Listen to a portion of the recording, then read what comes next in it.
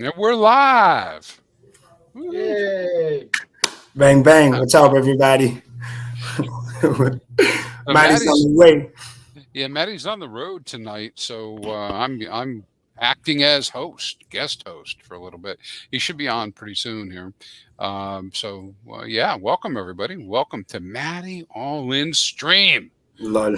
Game Theory Gang 128. Man, I'd hate to count up those hours. It's got to be 500 hours easy. Easy, Maybe yeah. maybe Welcome, more than everybody. that. So what's going on, guys? How are you? Welcome, everybody in chat. Hello, welcome.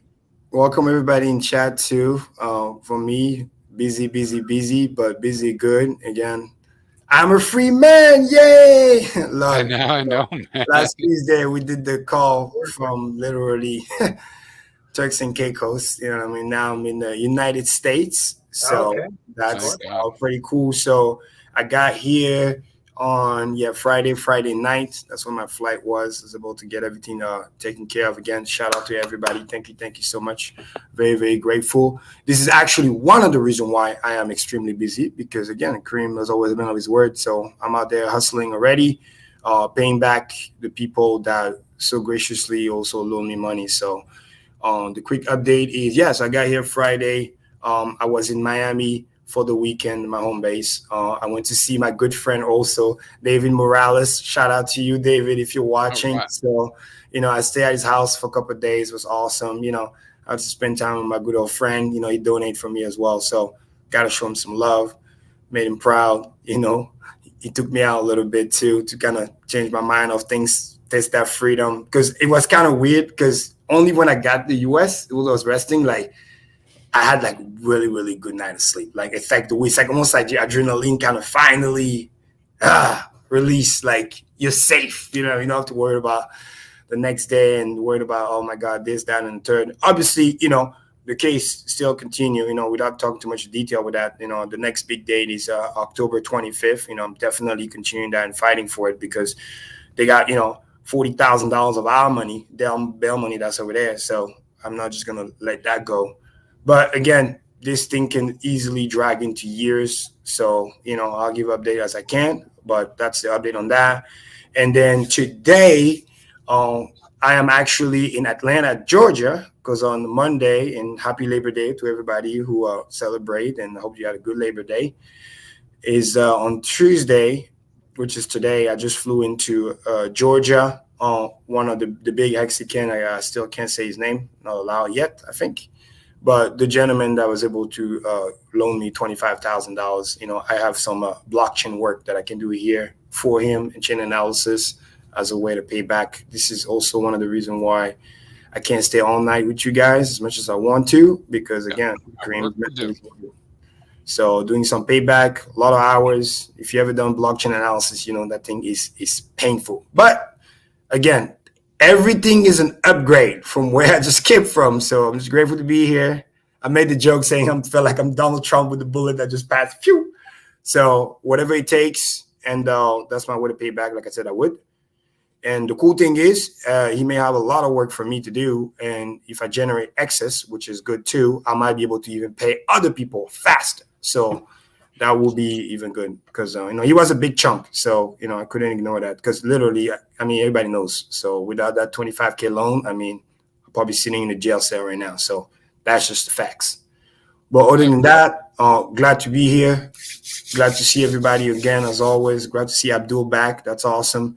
And again, I doubled down on what I said last week. And we should be able to continue this cohesion, learn from one another, and then just take this thing to the moon. And my favorite section will be about, again, macro. There's a lot of cool stuff going on I want to warn people about. So when we get there. Yeah. Well, before we go there, let's just close out your topic, right? So you're back in the U.S. Welcome back. Yes. That's good. The biggest thing there is to minimize, helps minimize the expenses, right? When you're back here. Yes. When the 25th comes up, will you be able to do that video conference? Or do you need Yeah, to they send me a link and they send me an email too. So it will be video. It's court online, basically video conferencing. And then my lawyer will be there as well. So we're all going to be on a visual conferencing. I'm following up with him for that. And literally, again, it's you take it day by day. Remember that one time, I thought it was this, and then we went to one hearing, and about the second hearing, tried to say something completely different. So, but I'm confident that, again, we will progress because we can easily, I think, prove that, not guilty because, again, the circumstances, the people before. But then again, this judge clearly said he's not bound to do what the other people has done. So I want to take everything with a grain of salt and, one day at a time. But one thing is clear. Again, October 25th is the next date. Another thing that's clear is we no longer have the benefit of expedited services because, again, it's all virtual now. And I'm no longer in the island. So they're very busy this time of the year, a lot on vacation, whatever. One judge doing everything. And anybody that's been to court knows how painfully long this process can be. So my lawyer tell me expectation, hey, this thing can literally drag, a year. And I mean, why wouldn't they? You know what I mean? They got the money, they got the bail money. So it's like they're not in a rush of speeding the process. The good news is, have I not been out, then I would have that year possibly spent in a jail cell. You know what I mean? Which is dumb. So, and then my confidence level is when it's all said and done, what I hope is, and it with the fine will be a positive for me. And the fine should be 20,000 or less because I'm going based on previous things. The guy with the 40 ammo round had 7,000 when it was all said and done. But, I have 50. I have a different judge. So I'm thinking worst case scenario, they'll take the whole initial 20. But then that other 20 that I had to put in, at least I should be able to get that back. But then again, I don't know. Yeah, just wait and see. Well, we're all glad you're back, and you're here and free, quote unquote. Yes. Right. All right. So you're talking about Mac. And so once again, for everybody who's just tuned in, Matty's on the road. He may be joining us here shortly. We'll let you know. He'll pop up on the screen. We can do that. But Kareem, why don't you take us into the macros? There's been a lot that's happened. Perfect. Hey, how do we know how many people we have in the chat right now or watching live? Well, I can tell you have 105 people watching you right at the moment. Okay, cool. I mean, Matty always says, what's the people watch the replay. So yeah, no, this is really, really cool stuff. It's usually a few thousand people that tune in overall. And then I can't tell you what's happening on X and all that stuff, but perfect. At least here on YouTube. Yeah. All right, so let's get to this. And I think I'm going to share my screen too. So just give me 1 second. I just need to play now. Oh, boom. Some welcome backs to Kareem. Yes, appreciate it, everybody. You guys rock. So, and I hope you guys again had a good, for those who celebrate, good holiday, a good happy Labor Day. So, what are you drinking there? What am I drinking? No. For Fast Abdul, what are you drinking? Water? I'm drinking a vodka and tonic. Vodka and tonic. Ooh, nice. It's my after dinner drink. All right, so as I'm loading up the chart here, so the main thing that I want to talk about in the macro, I'm just loading up a bunch of things, so just give me a second. So it's basically, and this is something that I was about to write a tweet about, so this is good, but those who are watching the stream, they get the first dip. It's about understanding what is about to happen, most likely either this week or the next 2 weeks before the Fed pivot. And that is very, very important because that macro touches basically everybody and everything because there's a lot of correlation between a lot of those markets. So now, I got it loaded up. Boom, present, share screen, boom, the whole tab, window, turn screen. You'll have to hit that, Crispy. Yes, sir. All right, let me know when you can see my screen. And it's up. It's up? Okay, perfect. So it's a beacon chart here. So the first hot topic that I always like to track and people need to really, really pay attention is what's called the yield curve and interestingly, the yield. So we're going to start here with the 10-year yield. Okay, this is on the weekly chart. So why is this important? I always talked about this a lot for those who remember previous macro is because this is what dictate also what most likely the Fed pivot is going to be and most likely what's going to happen when they start aggressively dropping rates and, market can get a shock before we get that final nice push up and pump. Just like in the past, when we basically zoom out for previous, just want everybody to understand how this literally looks like, because it's a fractal that we have seen before. It's a movie we have seen before, right? What this looks like over here is basically what looks like over here. Make sense? So it does the parabolic advance, does the curve, then it fell out of the parabola, and then it stopped, slowly puke, then all at once. You know what I mean? And then this is literally catastrophic. Hopefully we don't get to that point, but we're about to get something similar to this. And why this is important is because a lot of macro events are correlated to that. So this is the 10-year bond. Okay. Now, when you look at the 2-year bond as well on the weekly chart, similar, right? What looks over here is basically what looks over here, right? We ran up crazy.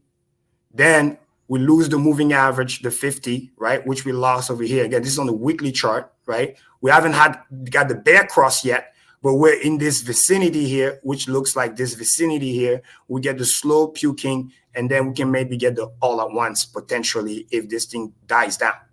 And the reason why that's important is because we have had appearance of high interest rate, obviously, which is bad for the economy. The same way also very, very low interest rate is also bad for the economy. So we got to have that switch. But every time the pivot happens, that's usually when market kind of readjusts itself, because now the Feds are officially admitting, so to speak, that, economy is not doing so well. Therefore, we need to ease. But the problem is how and when you ease. That's the key. Most people are expecting 25 basis point cut, which is good. It's to ease a little bit just to create that soft landing so that the market can continue to rise up. But if it becomes 50 basis point, which is a rumor that might happen, that might actually be too much of an ease all at once, and that can spook the market, basically saying, why are you cutting so much? That means the economy might be not as good as people think. And when that happens, big investors are always going to fly to safety and basically say, you know what? I'm talking crypto term now. Let me lock in this yield before it goes back near potentially 0 or 2 or 3 too fast. Because when I get something around 3.8, like this, almost 4%, in nominal rate is 3.4, but in real rate, basically this rate minus the inflation rate, people are still getting over 1%, 1 to 1.5%. Can you explain to us why? So obviously, I'm watching what you're showing, and I'm hearing you say the words, right? And we can see the pattern beginning to develop on the screen, right? The downward, fractal. What are the chances that they don't do a rate cut? Okay, cool. So a couple things. Right now, the reality is the facts. They're going to do a rate cut no matter what. The economy is bad. They've been cooking the data a lot and lying about certain things who are now coming to light, so obvious. And the biggest thing that they've been lying is the unemployment rate, because what is the Fed mandate? The Fed mandate is, again, inflation got to be near 2%, right? That's why they have to raise rate aggressively to try to make it trend towards that. And then good news, it's trending down, right? We cracked the 3%, went to 2.9 now. We're projected somewhere around 2.7, 2.6, but they can't have deflation either. So they have to ease fast enough to make sure we don't go into deflation, because if it becomes too hard, people start losing their job. And the real number of unemployment rate is not what it was. And last month, they had a revision of 800,000.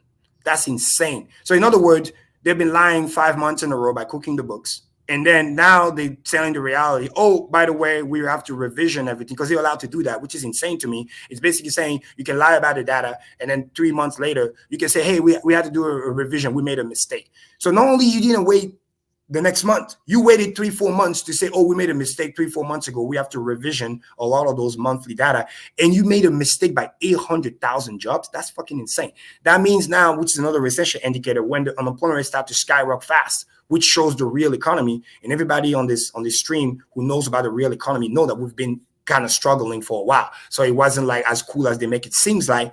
So that reality is coming to roost, which then means is going to then justify the Fed to cut the rates even more. They should be doing 25 basis points, but then if the unemployment rate keeps rising and now they start reporting the real data, not the fake data, what ends up happening is they have to cut more than that in order to justify and maintain their mandate. So all that is done to satisfy the narrative that they're trying to push, which then, you go ahead. I was going to ask you, historically, what's the lowest they've ever cut? The unemployment rate, usually they look at like it got to be around 0.5% to 1%. But when you start rising very, very up, then they have to cut aggressively, because it's a dual mandate. Mandate says you got to have inflation, less than 2% or around 2%, right? So when we were back here at near zero and all the craziness was going on, if you guys remember, we had inflation almost like a third world country. At some point, the highest was like 9%. That was very, very bad. So you had to hike very, very fast to tame the beast. And shout out to Jerome Powell, because it's a tough job that he has. He was able to do that. And this was the toughest time because we could have had a double whammy, which was high inflation. So get to hyperinflation where we get high inflation and then high rate. So high rate is bad for the economy, but then inflation not going down. That would have been very, very bad. So thank God during this whole period, things was not crashing as bad. But let's not forget they were lying about the data too. Like I just mentioned, they falsely report 800,000 jobs, which would have forced them to lower rate earlier. But because they reported falsely, they didn't do it. They said, oh, economy is fine. And now, because they're ready to cut, as you can see, now they want to tell the truth and tell you about the 800,000 job loss that they should have told you 3-4 months ago. But now they're telling you now because, again, it fits the narrative. But now it's not here or there because now it creates the signal to investor that the Federal Reserve wanted to see, which is, again, the moment that started to the Jackson Hole happen, and then he announced that we're thinking about cutting rates and everybody knows, boom, it started to puke down. Because very important, rule number one, market is always forward looking. The federal funds rate is still here, right around here, 5.5. They haven't changed it. But the real rate right now, this is the bond market live as we speak, is already here. Why? Because they always front run by almost 2%, 1.5 to 2%, whatever they think the terminal rate is going to be, because markets are always forward looking. Now, the key thing that I want everybody to pay attention now, go ahead. Yeah, because I'm going to guess. You tell me if this is true. There are products that are based on these rates. Yes, real estate primarily. So when you talk about big money and the lower rates, if they can't earn 5, they can't give 5, right? So they have to lower the actual price has to go down. Exactly. Look at it like that. It's otherwise banks could get even more trouble than they're already. The bank usually keep a spread. That's called a spread, or anywhere between 2 to 3%. So back here, when you were federal funds was at 5.5%, which is still kind of is right now, but it was over here. But when we were here back then, people were estimating, oh my God, it's going to go to 6-8%. So that's what the market was already here, because the market was here pricing for 7-8%. Because what happens is, when you get a federal funds rate at 5.5%, when you go to your local bank, the bank is fucking giving you 8% or 9%. Because the federal funds rate is basically the free rate. It's the rate they get from the Federal Reserve. The Federal Reserve is making that money, not the bank. The bank has to borrow at 5.5 to then lend it to you at 8, because they got to leave off that 2-3% spread. That's their business model, brick and mortar, and to pay whatever bills they got to pay. So now when it goes down to 3.8, where we are now, crack the 4, the good news is, you add that same 2-3, you're no longer at 9%. Now you can go get a loan for 7, 6.5. And then back in the day when we were at 0, which is insane, this is why people have those gangster mortgage of 3% or 2% because they were literally getting the money for free. So they still leave off their 2-3% spread. So always remember that there's a 2-3% spread. Whatever you see on the bond market compared to what you're getting, because again, you're not JP Morgan, you're not a special investor, you're not getting those special insider deals. And even those, the banks still got to make money. They still got to charge half a point or 1 point. But the retail guy, you're definitely getting full hit. So when you see 3.8, you're getting at least 7 outside. Now, the one thing that's cool here with this signal, because the market is forward looking, is like they're thinking already 18 months from now, the terminal rate is going to be anywhere between 2.9 to 3%, right around where that bounce area is. So what the market is most likely going to do, because it's forward looking, is going to start trending towards there before we get there as a terminal rate. Does that make sense? So that's why the market's always forward looking. So the bond investor, now I'm going to talk crypto term, when you yield on your API, whether you provide liquidity or where you're staking Hex, when your yield rate is about to go down, what is the smartest thing that you do? You want to lock in your T-share as fast as possible. You want to lock in that rate, because LP rate is dynamic. It changes every day. So I have to use Hex as an example. You have to stake before the share rate goes down so much that you start getting a worse rate. This is the reason why this is happening lower rate while simultaneously market is or was near all-time high. I mean, literally. So this is what the big investor does. I'm going to say this slow so they understand. They've been pumping the market. This is 2023, right? 2023 to almost like beginning of 2024. So let's say, hypothetically speaking, follow me here. For the last year or so, They literally made like 40% on their money. Okay, let's be nice and say 30 to 35. I made 35% of my money, right? Trillions of dollars of profit. Now I know the Fed pivot is coming, and I'm about to explain what dictates the Fed pivot. So what I'm doing is, before the rates start going back towards 3% or 2%, it is in my best incentive to start locking in that money at 3.8% plus the trillions of dollars that I just made 35% on in a year and a half. I'm going to go lock that in to earn a real rate. Very important. What is a real rate? Definition. You take whatever the bond market rate is minus the inflation, because the inflation means that what you have to pay anyway. So if you're getting 3.8 and you got to pay 2.8 inflation, that means your real rate is still positive of 1% or more. If you let this thing go down to 3% or lower while inflation is at 3%, you no longer have a real rate. Your real rate is zero because you're getting paid 3 and then you're paying 3 via inflation. Does that make sense? So your real rate is zero. So the incentive is to lock that in. And I want people to understand what that means. Locking that in because it's going down means, I hate to tell you the truth, but this is the truth. It means stock market goes down. It means you exit risk asset to go to safety. It means what you're going to do, which has already started, is you're going to start creating red candles like you're doing right now. So we might start being a beginning of a pullback that looks like this in September, which historically happens a lot. And again, another reason why they will do it is because A, I just showed you the math where you make 35%, you want to lock in the rate. That's just common sense. 2 is too much instability, too much insecurity. You don't know what's going to happen with the election. You don't know if they might try to kill Trump again. You don't know. You don't even know which president is going to be. All you really know as a big investor is after the election, you're going to know who's who. It's going to stabilize itself, and then usually it goes up into the right from there. You also know that the market is at all-time high. You also know that the market has been pumping 35% without a major pullback. This is not a pullback because we didn't even touch the moving average. We haven't basically got one of those. Hold on. We haven't got one of those right here where we literally broke the moving average. None. Now, I'm not saying it's guaranteed to have it, but expect to pull back simply because, and this is the key thing I'm about to go over next, is because the yield curve, what's called the yield curve, which is inverted, is about to invert itself, which is major, and nobody's talking about it. Now, Kareem, what's the yield curve? What's the conversion? Let me unpack that for people to understand. When the yield curve gets inverted, like it's happening right now, it means that the short-term rate is paying you more money than the long-term rate, which is right here. Let me say it again. The short-term rate, so the 2-year yield is 3.857, but the 10-year yield is 3.821. It means that investors as a whole are still bearish about the long-term view of the economy. That's why the yield curve invert, which is a sign of recession, because it means I'm not confident to bet the money for the long term. I want to bet it more for the short term because the short term will have to pay me more.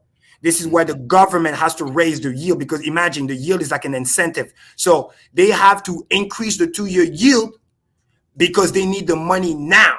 So investor wants more money guaranteed now meaning within 2 years. For big investor, that's now versus 10 years.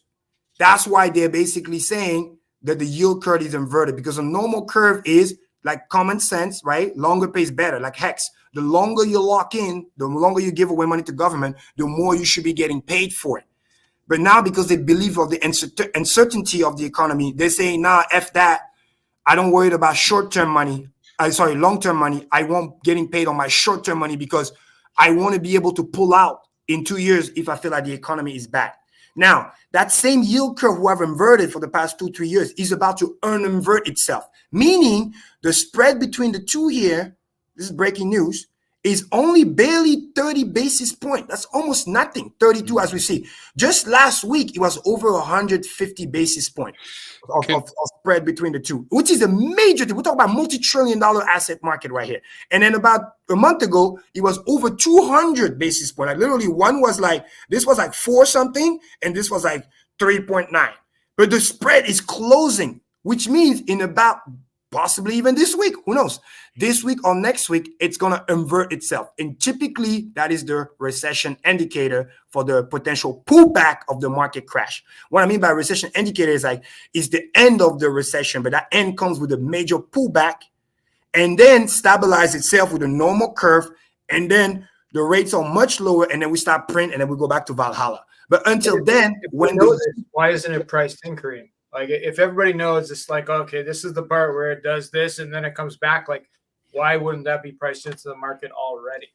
Exactly. Well, it already started to be priced in, my friend. Like I just said, this spread was negative, almost 200 basis points. Imagine this was basically 3.9, and this was 4.2.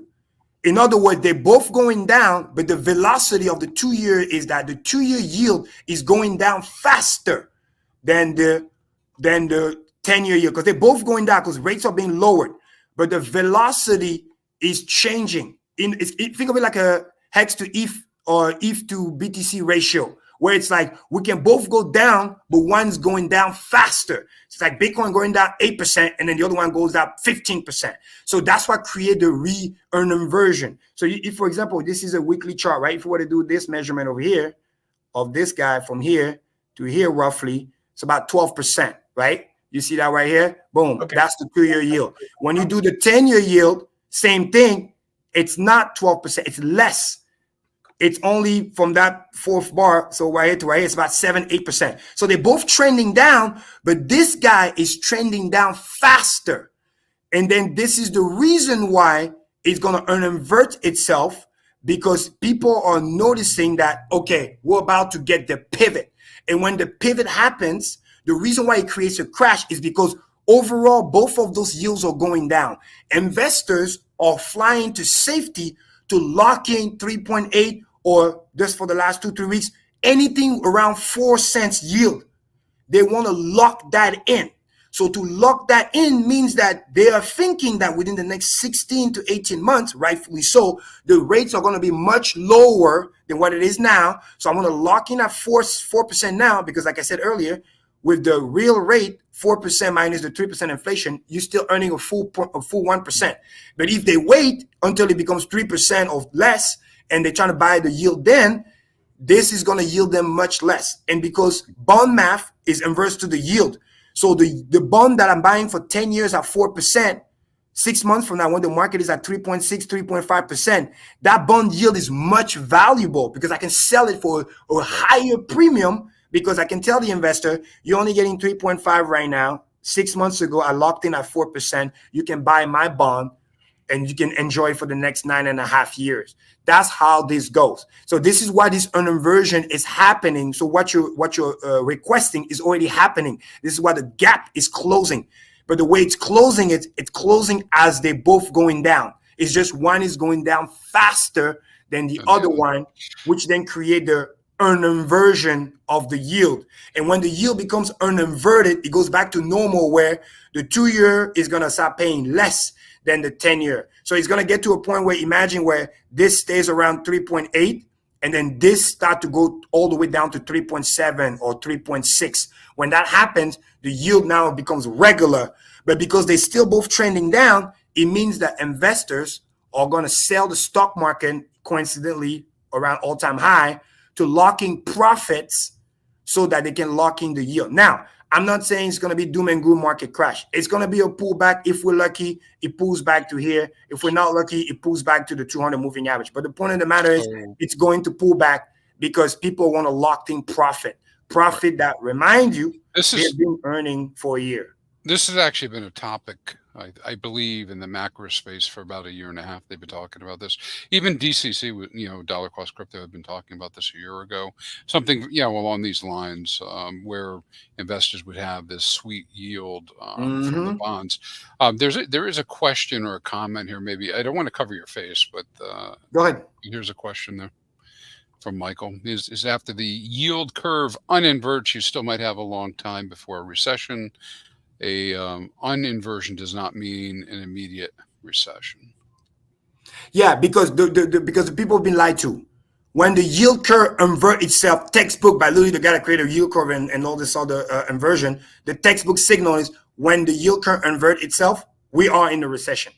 The difference is those are the facts. The problem is government lies to you, tells you we're not. Even though we've been hurting for the past 1.5 years, 2-3 years, but everything is fine. And then now they want to tell you the truth. Oh, by the way, this is 800,000 job loss that, oops, we forget to account for. Like, come on, give me a break. Because it's just the logic behind, like I always tell people, follow the data. Don't listen to what they say, watch what they do. And the data has logic behind it. If you're willing to get paid more, meaning that's what you want as an investor, because investor movement and activity and behavior is what dictate those yield. Okay, people need to understand that it's human behavior that creates those yield. When people say pay me more for the short term versus pay me more for the long term, that means by definition that I'm not trusting you. I'm not trusting your economy. I'm not trusting your business. I want to do a short-term stake, right? I'm talking hex term now again. I want to do a short-term stake, not a long-term stake, because I am uncertain about the future. Therefore, I want you to pay me more for that risk now, aka within 2 years, than 10 years. I'm not taking that risk. When the yield curve goes back to normal, that's when people say, okay, we're back to regular. Okay, short-term pays this, long-term will pay more, because I'm thinking and believing and put my money behind it that the long-term aspect of the economy is going to be better than the short-term aspect of the economy. This is the reason why when the yield curve invert itself to the negative, markets still pump. So it's when the yield curve invert itself back to normal, there's an initial pullback, because typically when it invert itself, like it's happening now, it's uninverting itself when the yields are going down. That's the caveat. So investors got to lock that in before it becomes even back to near zero again. They can't let that happen. They got to lock it in now. Versus in the beginning, when the yield curve was inverting itself, it was doing the opposite. It was inverting itself on the way up. In other words, the short term stopped paying more than the long term as the yield was rising. Look how aggressive they rose that. So in other words, what was hurting you wasn't so much about the uninversion itself. It was the fact that it was uninverting as the yield was rising very, very fast, while telling you that people don't believe about the long-term aspect of the economy because they start asking and demanding more for the short term than the long term. Go ahead. So one thing, an observation for other folks who are watching, if you want to go see some of this, like in real life, just look up certificates of deposit and the current rates, and you will see that longer pays less. Exactly. So it's completely opposite. Kind of illustrates the point that you're talking about without getting into all the jargon with the with the bond rates and all the rest. Exactly. So what does this mean to us? What does this mean to crypto? So moving to the next phase again, because this gap is closing as the yields are going down, as I just mentioned. And again, I'm talking about a temporary pullback. I'm not talking about like a COVID crash. I want to be very, very clear about that. I'm just saying like a pullback today. Nvidia, the hottest stock, right? The biggest stock, where it pulled back 9%. Crazy. And they had a really, really good earnings. Obviously, it wasn't the expectation that people had. So he had a little first pullback of 4 or 5%, but then today he pulled back another 9%. Now that pullback, just people understand, we're not saying that the thing is bad and whatever. No, it pumped crazy. People are just taking profit. Not every red candle is bad. You need to understand that. Not every red candle is because something happened. Sometimes it's just people are just deleveraging the risk. Once again, watch this. From October 2023 to current price, right? US 30, which are the top biggest 30 biggest company, is up 25%. Multi-trillion-dollar asset. That's insane. You give 5% of that to crypto, I mean, everything goes to Valhalla. SPX, you look at that, same thing. Look at that, near all-time high, and then literally today, puke. SPY, look at that. They all look the same. Dow Jones, look at that. Again, there's no coincidence that this happening right around near all-time high. Literally, when it's all juicy and fluffy and everybody and their mom is telling you, oh, we're going to all-time high. No, that's when they get you in the pullback. That's when you become the exit liquidity. They're going to go locked in the yield. And then once the yield uninvert itself, finds a plateau, Federal Reserve is all good and whatever, then now we can start rallying back up. But until then, I think what's going to happen is the dimension of the pullback is going to be based on how big of a cut we have. Again, back to what I was showing up here. If the Federal Reserve cut 25 basis points, as I always told you, the market is always forward-looking by 1 to 1.5 points, 1.5%. So in other words, if they cut 25 basis points, okay, we're doing the slow bleed, which is good. If they start cutting 50 basis points, while still you have to maintain that 2%, we're going to start looking like this. And this is where it's bad. We're going to start puking like this and like that. Instead of puking slowly, which is good, when you puke slowly, it's like, all right, stock market can still pump. But if you puke hard, and anybody can overlay this, it's been debunked many times. The yield curve and the stock market, you see the correlation. Every time the yield curve uninvert itself and the yields are dumping hard, boom, market crash. Look at COVID. What happened? It was a major puke. They sent it to zero so fast. And the only reason why they do that, the logic behind it is if Federal Reserve wants to lower rate this much, that means they're admitting to the market that something is wrong in the economy. Because why would you lower the rate so much, so bad? Because it's not good. The only justifiable reason when you do that is because you're believing something is wrong in the economy. And this is why we spook investor. Investors are expecting 25 basis points. That's why right now we're chilling. If all of a sudden they get 50, they're going to get spooked.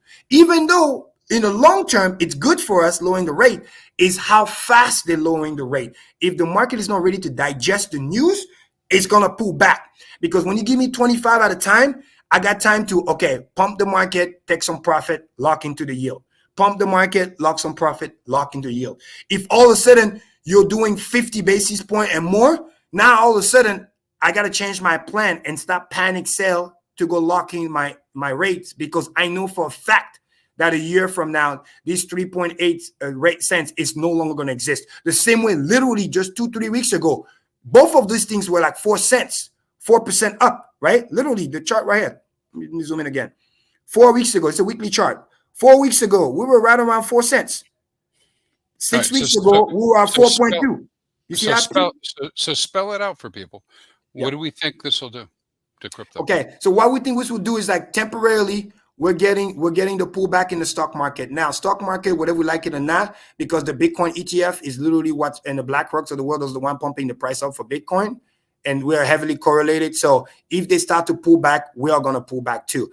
We just witnessed first time in a long time since literally the second time in the history, BlackRock had an outflow. This has never happened before. They had been the most gangster. When everybody puke, usually they just do zero. But they had an outflow 3 days ago. It's not really an overall big deal, but it's a big deal because in literally, 3-4 months of playing this game, they only had 2 outflow. The first outflow was on the second day. They made a mistake. And then since then, they never had an outflow until just 2 days ago. On top of that, they're not fucking buying. Okay. 0, 0, 0, 0. Outflow 0. And the reason why it's like that, I'm sorry? They bought the bottom. Exactly. But now they just want to DCA only when there's dips, because they're thinking and they're probably waiting for that pullback as well. If people are wondering, well, Kareem, right here, there's 224 million. Yeah, that was the days when we went to 51K.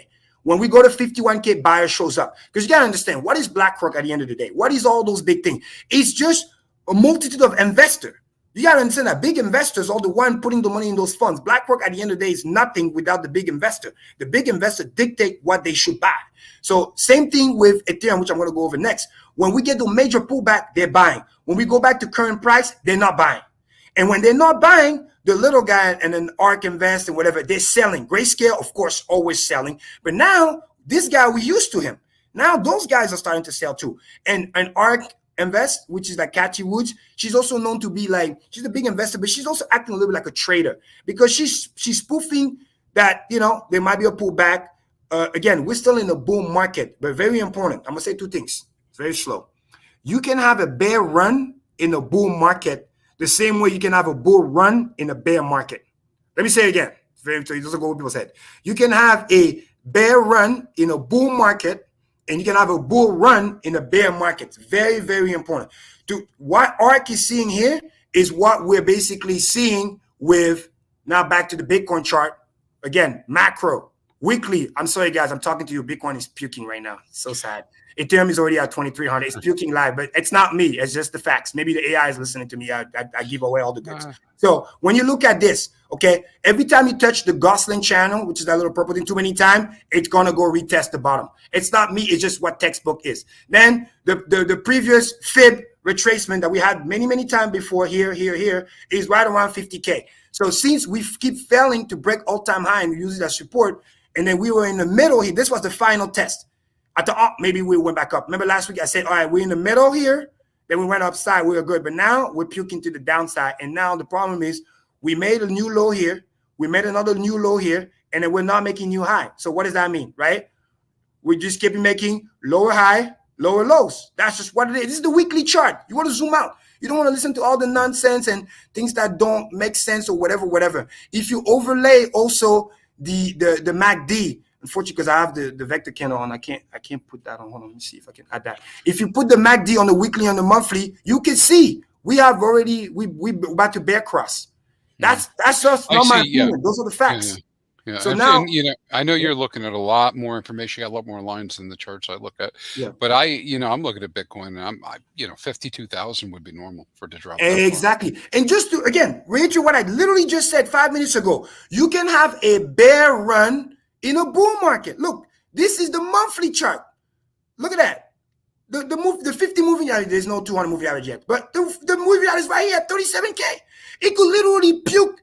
This whole thing, this one indicator that I use a lot, that's very good. Recover this whole vector candle right here, the green vector candle, all the way here, 49,000, or even all the way here, 42K, and still be in the bull market. I know it sounds crazy, and we have seen it. Bitcoin goes to 40% pullback. I talk about shaking out weak hands. I think Look, right of course the 40%. market's constructed by the people who participate with the big money. Exactly. Right?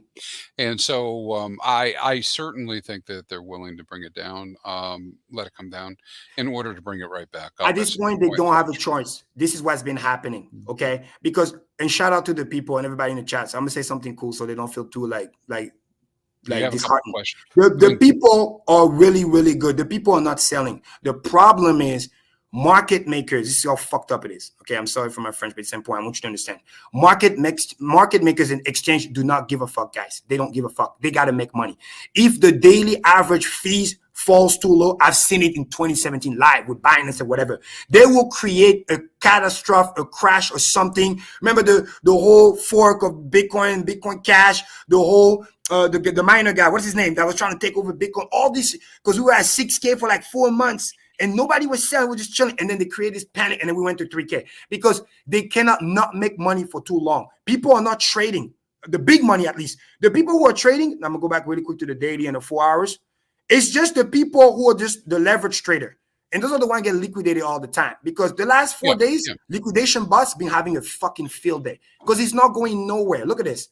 It goes down, it goes up, it goes down, it goes up. I wouldn't be surprised if this is a red vector candle. This is short seller working right now. I wouldn't be surprised if tomorrow we can get another wick back up here. So it's trending down, but it's very choppy, and you can get liquidated up and down. Liquidate the shorts, then the long get too excited, liquidate the longs. Then the short get too excited, liquidate the short. So it's like, it's not really going anywhere, but people going long and short, they're just destroying their portfolio. But when you zoom out, big investor, BlackRock, and the little guy that's investing for the long term, they're already in. And the problem is they're already in, they already put their money in, they're waiting for big money to come in. What is big money? Big money is BlackRock and the boys. But guess what? BlackRock and the boys are saying, sorry guys, we're not buying. Better yet, we're selling. We're only buying when you give me what I want. Give me what I want. I got limit orders at 50K, 55 and below. Mark my word. We go to 50K or below, watch how inflow is going to start coming in. Because again, like Tino said it best, for people to buy, people need to sell. For people to sell, somebody needs to buy. You need to understand that red candle means people buying. I know it sounds crazy. I'm going to say it again. Red candles mean people are buying. Green candle means people are selling. Because you got to put a limit order sell up there for the green candle to go reach. That means somebody just filled you. That means you're sold. The same way when the red candle comes in and it doesn't go to zero, it hit 57, 56, it's 55. It's counterintuitive. Yeah. Exactly. To hit that 55 and not go to 50 or 40, that means somebody's limit order got triggered. That means somebody is buying. So because I look at the flows, that tells me the whole story. The little guy is just waiting for the global injection to come in. But the problem is while he's waiting, the big guy is not buying. And the big guy already sniffed the market. He understands that he controls the market because everybody is waiting for him to pump. It's kind of like wink, wink. If everybody just wait for, OA or wherever to pump, then they're not going to do it because they realize that you become the exit liquidity. So BlackRock doesn't want to be the exit liquidity. They say, fuck that. We're going to wait. At least we're not dumping on your head. We're just going to wait and we're going to accumulate at the low. Every time you give me a dip, I'm going to snipe it. Same thing with Ethereum. I think most people understand that these are actual corporations. Look at this. If this doesn't talk to you, I don't know what else talk to you. Look at that. The last 3 days, nothing. You get a little 8 million when Ethereum went to like 2,400. But again, oh fuck, I can't go back too much. But literally the day when we went to 2,200, BlackRock had $100 million inflow 1 day, literally. And they want to catch up to Grayscale because Grayscale had 9 billion, 9.2. They sold 2.5. They still own literally 70%. And I hate to say it, I love ETH. I want ETH to go to 3K, but it's not going to go to 3K anytime soon. Grayscale still owns so much of it, so fucking much. But Grayscale has stopped dumping. You see, from 30, they start doing those little bullshit and 0. Why? Because it's below their selling threshold. Over here, that's when you have $25, $26, $2,700 Ether they were selling. The moment we start going below 25, 24, 2,500, they start doing this and then barely. Because as much as they want to sell, they love to sell hundreds of millions of dollars a day when we're at 3,500, 3,300. But then we went down too low, so low that they don't even want to sell it. You know what I mean? That's why they're even buying with their other mini fund, their other fund with the lower fee. Because this is the 2.5 fee, this is the 0.25. So sometimes what they do is when they sell in one, they buy on the other one because they want to fill this one up. So they're doing that. But the main thing is they got to sell it. They got to look like BlackRock. The moment it starts to do like this, that's when Ethereum is going to start to pump. Because BlackRock right now is only 1 billion. Ethereum still owns 7 billion. Grayscale. So for BlackRock to really start support the price of ETH and push, they need to get to at least 3 to 4 billion here. Get Grayscale down to maybe 5 billion or less. Take them over, become the 50%, and then they're gonna start pushing the price up. The same way they did with GBTC. They did it here when BlackRock took over Grayscale and Grayscale become less than 50%. That's when GBTC started to pump like hard. But because they know that Grayscale still got a big bag, 70%, they don't want to buy because they don't feel comfortable buying at those levels. They want to load up the truck, and they're going to load up the truck at 2,200. So if they know that they're not buying, and they know that the retail investor, unfortunately, is tapped out because the chart is already telling us they tapped out because look at this dance. We tried here with leverage. Got rejected because as soon as we got here, Grayscale start dumping. ARK investors start dumping. They all dumped. And then they send us back to the Goldstein channel. Now we close inside. Before we keep like touching it, wick back up, touching it, wick back up. This major wick, that was crazy. But that's a green vector candle, which means people went crazy leverage. Believe it or not, this thing here, because it's green, it looks like this guy.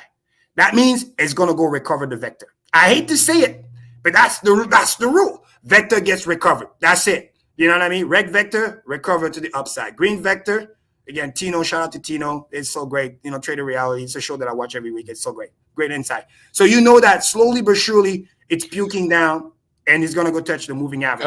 Okay. So we got a couple questions, right? Go ahead. Came up in the chat. And mostly from, I see either CI or CL. And so let's see. Well, this is going to change the subject a little bit. He's about the is that USO or US02? Y and US 2-year and 10-year, right? Is that what you already show those charts? Which one? US 2-year and 10-year. Oh, the yield. Yes, yeah. This one. Yeah. You already showed those. Right? Yeah, go ahead. What's the question? Well, he was asking to show it. And then, and then he put a question up here. It says, but if the interest rates go back to near zero, isn't it a new incentive to gamble outside the banking system, risk on in crypto, gambling, collector items, etc.? Yes, this is a great question. And this is the part I'm going to be able to easily answer this. And I'm going to speak as slow as possible because this is the part that it really hurts people's brain, but they don't understand. I'm going to try my best to explain. People, you guys are right. The problem is just like the illogical say the market can stay insolvent, you know, or irrational until you become insolvent. It basically what's happening is that the issue with people is their timing is wrong. What they're talking about is going to happen long term, but the timing is wrong, and that's what's causing the problem. So in other words, lower rate long term is good. The problem is this is called the Warren Buffett analogy. When you hear about global liquidity rising very, very fast, people moving a lot of stable coins into crypto, people getting prepared, all this other cash is coming, the inflow, whatever. We even heard about the what's the exchange that went down? FTX, people about to get their 16 billion. All this is good, but like the Warren Buffett analogy, when Warren Buffett goes heavy into cash to prepare, that means that in the short term, shit's going down. It doesn't mean pump right away. That's what people don't understand. The market is always forward looking. It means the big investors are basically saying, we're getting the cash ready because we know a big dump is coming. The dump is going to come. We're going to load up the fucking truck. Nobody can stop us because everybody's already blow their ammo in. They don't have any more money to stop us. We're going to short the market because we can make money on the way down. Literally create panic, make you sell. Then we're going to buy everything pennies on the dollars, Warren Buffett style, make one trade in 5 years. And then literally once he rebound, we're just going to keep buying and pushing the price up, because at that point we can leverage up, because once the initial position is in, right? Let me bring back to the Bitcoin chart here. If imagine a big investor, right? Weekly chart, telegraph this whole thing, knows how the retail investor is thinking about, oh, global liquidity, this, that, and the third. They told you, they tell you what they want you to know. They let you know that they're bringing money in, global liquidity is up, all this bullshit, we're printing money. But does that mean they're going to invest the money right away? No, because what you keep failing to understand is the timing of it. You know the money's there. It's like having a bunch of stable coin. That's cool, but that doesn't mean shit until you press the buy button. So they're probably waiting for a pullback anywhere in this vicinity. Oh, sure. And historically it has happened, 40% dip. Then once they buy it and they fully got the bag loaded, then they can start pushing the price up, because at that point, if you do a major move from here, roughly 50,000 back to here, they're already 35% up in the position. By the time they bring it to $90,000, they're almost doubling their money. But they're not going to do that until they load up the truck. That's why people need to understand. That's why I say it's temporary crash, load up the truck, yield curve invert. Well, it's necessary. It's necessary for them to load up the truck.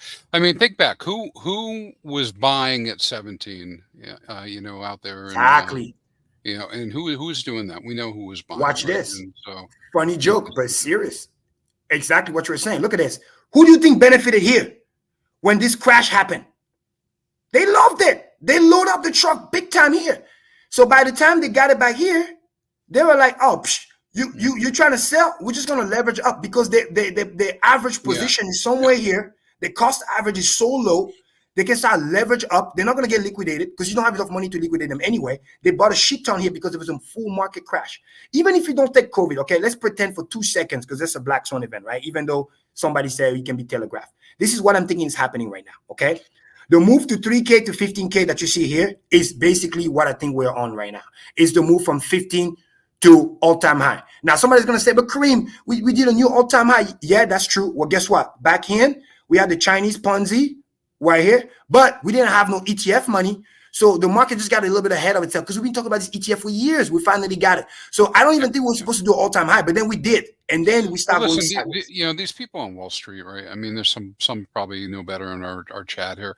They have goals, right? Exactly. And the goal is not to not make money, it's to make money, right? And they got to do it in some way that makes sense for them. So when I say loading up the truck, and why that's necessary is that that's the game, right? Yeah, they keep resetting the floor higher. Those who were in earlier, sounds familiar, right? Yeah. I'm giving you guys the visual literally right now. You see this wider circle? It's literally what I think is happening right now. This is the fractal. I've seen this charts too many fucking times, guys. I'm telling you. From the low, initial run up, usually we go to the 618 or 786 and then we pull back. We went to make a new high just because of hype. But now we're doing the retracement. And usually it retraces to the moving average right here. And then off we go. So we got a little black swan event. So if you don't take the black swan event, it was supposed to retrace to the moving average, go back, do a little sideways, dance, and then up we go. Same thing here. We went up crazy. Let me take this up. Boom. Retrace to the moving average. Where is it right now? Literally, it's around 52K. You can't make this shit up, guys. I'm telling you, you can't make this shit up. If we're lucky, again, I'm not saying doom and gloom. If we're lucky, it goes to the 51, well, yeah, test, and then we go. If we're not lucky, I think that's a really important point, right? Yeah. So I'm sitting here listening to you, right? And so I follow some other charts that are very similar, and I can see the 52 being in the game, and you can see it break through 52 and come back up. But long term, I'm still believing in the trend. And so, but some people listening, they're going to be like, "Oh my God, Kareem, you're saying it's all going down," and it's not that. What it is. Listen, when we say that there's dips in the game and there's volatility, this is what we're talking about. Every candle can't be green. Everything doesn't go up and to the right. It's a healthy retracement before we go to Valhalla, guys. I'm telling you, it should again, no, it should looks like this. Okay. Can you provide timelines? Like what? I'm sorry. When will the retracement occur? I think it's happening in September, because historically September is the month where literally right after Labor Day, more often than not, it's usually where Bitcoin performs the worst. Literally in the last 15 years, September is the worst day.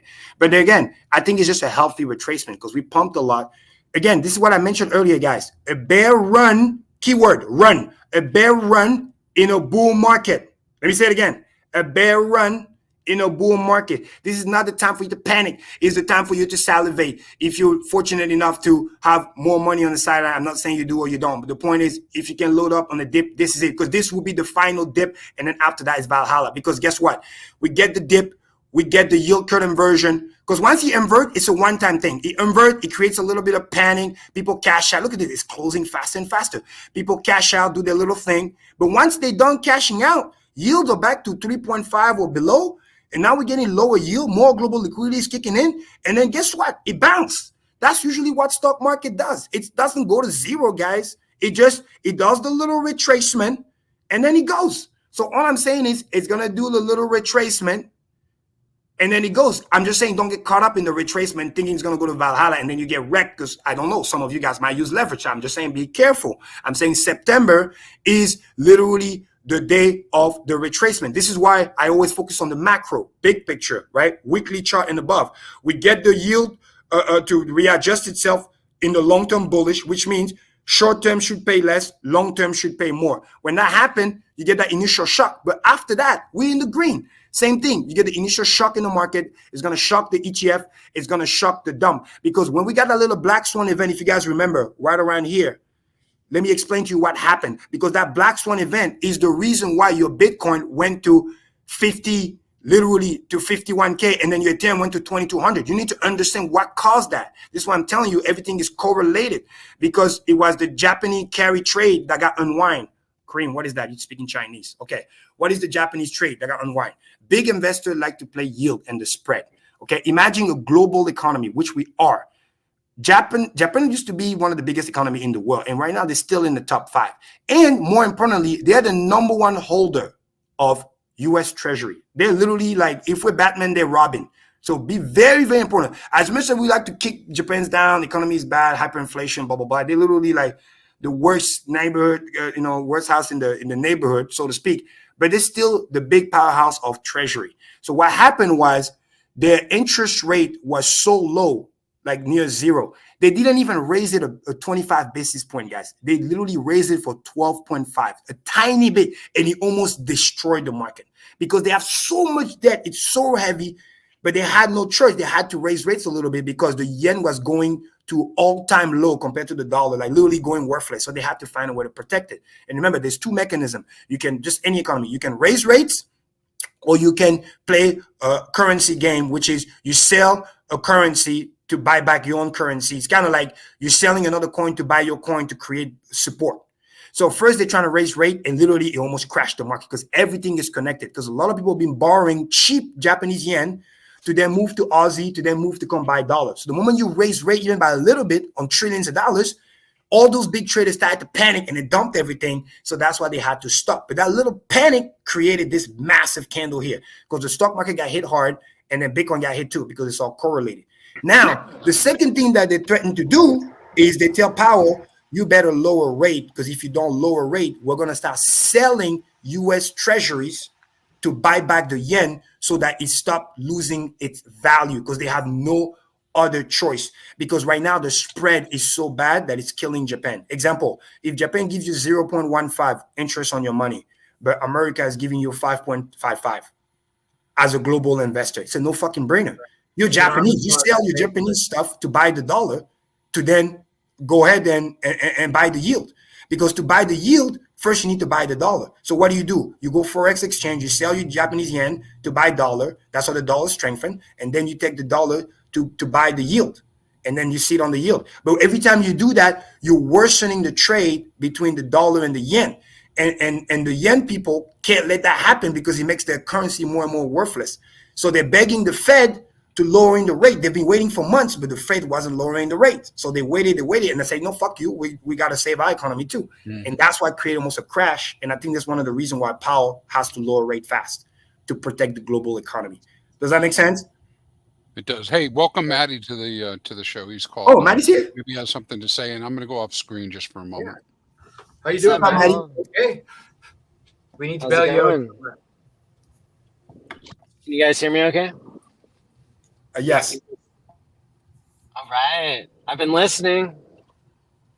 That's awesome. Yeah, I'm going on the full debunk for today because let me just show my screen real quick so you can see my face for 2 seconds, because I can't stay too much long because I have work that I have to do. So just give you a quick update if you haven't seen. So I'm in Atlanta right now, and I gotta do work for one of the Mexican that that lend me the big money. So instead of staying here for 2-3 hours, I asked if I can only be here for an hour and a half. So that's why I went first and break the macro and all the cool stuff. So and then you can continue with everybody afterwards. Yeah, Kareem, I always wondered why there was a dip whenever the Fed would cut rates, because cutting rates is so bullish long term, and it means that money's getting cheaper. I always wondered that, and then it was I don't know, it was a tweet I caught the other day or something where it really finally made sense to me that there's it's not exactly an arb, but there's kind of an arb that happens that people can do when rates are announced that they will be lower. People switch up how they value money and how they're approaching their bonds versus their stock market investments and stuff. And so I'd always had this question about like, why is there that dip? And it makes sense, and it goes to what Fast Abdul said earlier. Like, his question was, why is it not priced in? And the reason it's not priced in is because it isn't just based on expectations. It's based on people actually changing their strategy to the lower rate, and that causes this dip because of how those rate changes impact the market. Exactly. And it's very counterintuitive. And this is the sad part, because people are frustrated, and what I'm trying to help them to be less frustrated is that, guys, you're right. You're calling it right. The problem is your timing is wrong. And the big investor, they know that. That's why you're being tricked into thinking that, it's going to happen overnight. And then that's how you get bait and switch. You become the exit liquidity. They get you. Then you panic. Then they buy. It's kind of like a leverage trade that literally want to liquidate you. They know that you know where it's going to go. They have the same data that you have. But then you get too excited. You go 58 leverage. You go instead of just do a little bit of position, and then dollar costs you way in and average out. Again, I'm not sponsoring leverage trading. Do not do that. But let's just say, as an investor, instead of just buying and chill and then let it go up and then buy some more, you go too hard, too fast, and then they got just enough to liquidate you, take your money, and then send the coin where you expected it to go. So in other words, it's not even about being right or wrong. You're right. The problem is your timing is wrong, and that's what liquidates you. And this is why understanding that yield curve an inversion is key, because the rates are going down, which is long-term bullish, but the action of it going down will force investor who already made 30% on their money. Remember that. Stocks are all-time high. They've been making money for the whole year. It wasn't like it just started the dip. Like, since the last dip, it's up 35%, trillions of dollars. And they love to de-risk when you add potential election risk. If something happened to Trump, you don't know who the person is. We're up 35%. Stocks are all-time high. And now the Fed is finally starting to tell the truth about unemployment rate. That could be a signal for them to cut more than expected. And if they cut more than expected, let's say instead of 25, they go full 50 basis point, it's going to spook the market, because the investors are going to be like, Powell, what else you didn't tell me? Why are you cutting so much? Yeah, I don't see any indication that they have the data to cut 50, which, as you described earlier in the program, is like more short-term bearish than just doing a quarter of a basis point. Exactly. Now, the one thing that could suck is because of that Japanese carry trade. And then shout out to CI in the chat. He got it on the head. The Japanese yen lost 20% of its value in a few days, guys. Insane. Remember when Europe lost when the euro lost against the dollar, like 30% of their wealth in a matter of like 3 or 4 months? It was so crazy. Imagine the Japanese going through something like that, 20% in few days, guys. It's insane. It's almost like third world country. Remember I told you my story where I literally woke up in my country, we got devalued 50%. Like, literally, we woke up, we buy stuff, we're trying to trade with the world. It's like it costs us double to buy the same thing. That means full on panic. And the only reason is because we're in a global economy, because that spread is so bad and people are borrowing money from other currency and from other countries and making their trade. So a little movement over there can affect us over here. So Maddie, you're right. We should be at 25 basis points. But every day I've been watching the indicator, the percentage chances of doing a 50 cut versus 25 continuously rising. And again, the meeting is not until September 18th. So, you know what I mean? So that's why it's like it's a risk factor. And big investors, they don't do risk, especially when they're already up 35% on their money. I'm talking about risk. I'm talking about big risk. It's like we don't know, too much uncertainty. We're up 35% on the money. Fed's rates is going down no matter what, because we know inflation is going down no matter what. So the next smart thing they're going to do, they can just say, you know what, until the dust settle and we don't know what's going on with the election and what's going on with Japan and the Federal Reserve, why don't we just cash out now, create the red candle, park that money into the 3.94% yield, which they just fucking did, because that yield didn't just go down by itself. Remember, it's bond math. For the yield to go down this low, trillions of dollars left the stock market and went into the bond market to then push the yield down. Just like a staking reward pool, like an LP. If the LP is at 37% and then you wake up next day and then it's like, 2 days later, and all of a sudden the 30% yield is 20% yield, that means a lot of money came into the pool. That's what I want you guys to understand. When the yield goes from 4.2 to 3.8, oh, Korean, it's a tiny change. No. It's a multi-trillion dollar market. It's the biggest market in the world. To move that yield, it's serious money that got to come in to do that. And that's a signal that they're basically saying, I'm not going to sit here and gamble. I'm looking at all the data. There's so much uncertainty. I'm up of my money. I'm going to lock it in. And when I lock it in, mind you, I know that the real inflation, based on the Fed data, is now 2.8% and is trending down. So if I lock in at 4% or 3.8, my real yield is still positive. Why does that matter? Because in Europe, you have negative interest rate over there. It's insane. So anything above inflation, it's real money that you're making on trillions of dollars that you're up already 35%. So there's a chance that they're just going to do that. And then once they park the money, Warren Buffett style, like I said earlier, when the crash happened, even if it's a 10% crash, I can just redeploy that same money that I just cashed out back into the market, buy the dip, and then sit and then wait as the yield continue to go down. But now global liquidity really kicked in, and then the market recovers. So all I'm saying is, again, it's a bear run in a bull market. Again, bear run, very slow in a bull market.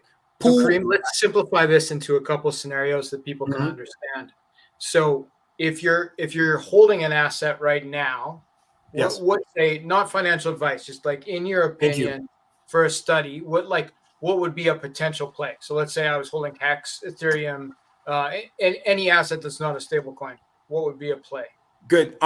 Like I doubled down what I said last week, the best plays right now, because again, we're still close to the end than the beginning. In other words, it's short-term volatility. Number one, please do not overtrade. That's the easiest, biggest mathematical advice that I can give to everybody. Do not overtrade. Liquidation bonds is out there you to get. Sell now, and then then it gets away from you. Right? Exactly, because right now the big money is not playing, so the liquidation bot can manipulate as much as they want. I want everybody to understand this. Everybody knows that typically the big exchange and the market makers who are not related to stock market, they always do the manipulation in the weekend. Why is that? Because stock market is not open during the weekend. That means there's low liquidity. Well, guess what? If fucking BlackRock is not buying and nobody's buying literally during the weekday, that means that those weekdays are literally looking like weekends. This is the reason why you've been seeing crazy wicks. Ethereum go to 2,550 all the way down to 2,400, back to 2,500. It's just doing those crazy 5% swing in a day. Why is that? Because nobody else is buying. There's low liquidity. So the liquidation bot is having a field day because he has enough money to move the price to your liquidation position, because most people think they're smart. Oh, I'm not going to put a liquidation price. I'm not going to put a stop loss. Well, guess what? Your ultimate stop loss is your liquidation price. You cannot hide that from the person that you borrow money from, which a lot of them are trading against you, which is why we told you guys not to leverage trade. So now, during those low volume days, because nobody's buying, this is when you get chopped off. So stay away from lot of trading. That's number one. Number two, if you have cash on hand, this is the time. Get that cash loaded up to the exchange or to whatever. Get the cash on hand. Do not deploy just yet. Wait.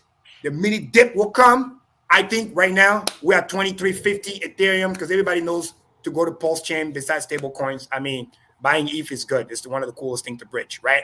So I would say there's a high chance. Again, don't quote me on this, but there's a high chance you're going to see below $2,300 Ethereum. Hopefully it doesn't break the 2,000. And BlackRock and the board kicked in and start buying $100 million worth a day and push it back up.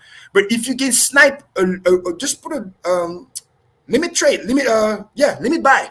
You put limit orders at 2,200 and below. Oh man, if you get triggers, it's a good field that you can sit on all the way to election. Because I think even if it didn't break 2,000, it will be short-lived, maybe a couple weeks, and then bounce back up. Okay. But So let's sum that up into like the initial question. People are holding a volatile asset right now, something that's not a stable coin.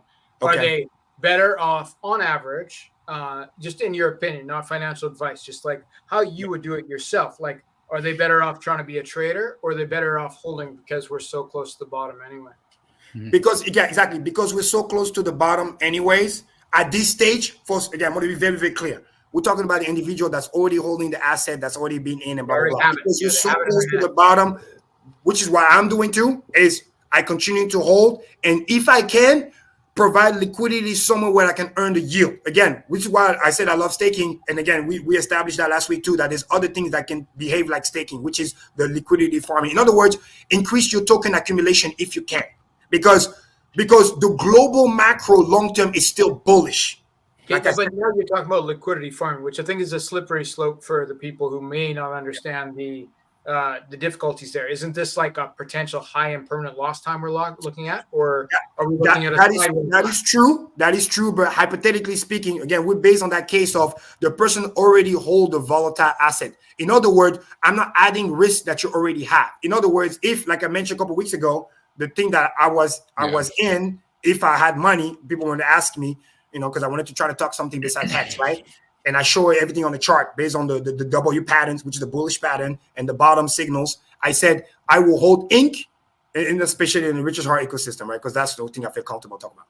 No financial advice, but basically I will hold Inc. and I will hold PulseX, because PulseX is oversold. But again, the volume is going to kick in. I believe in the buy and burn long term. And then Inc. because, as I mentioned the other day, it is the coin that has to moon first, because you have to create incentive for people to come in to then, because when they provide that liquidity and earn the yield, usually it's paid in Inc. So that coin has to be there to pump in order to attract investors to come in to then provide liquidity. So, and then those two coins, let's say I already hold them, then I will provide liquidity for those two coins and start farming to earn. Now, if what you have is PulseX and Pulse, or PulseX and another coin, whatever that is, as long as you provide liquidity and you're earning coins, so you don't have dormant capital, because you already chose the volatile assets. I'm not adding risk.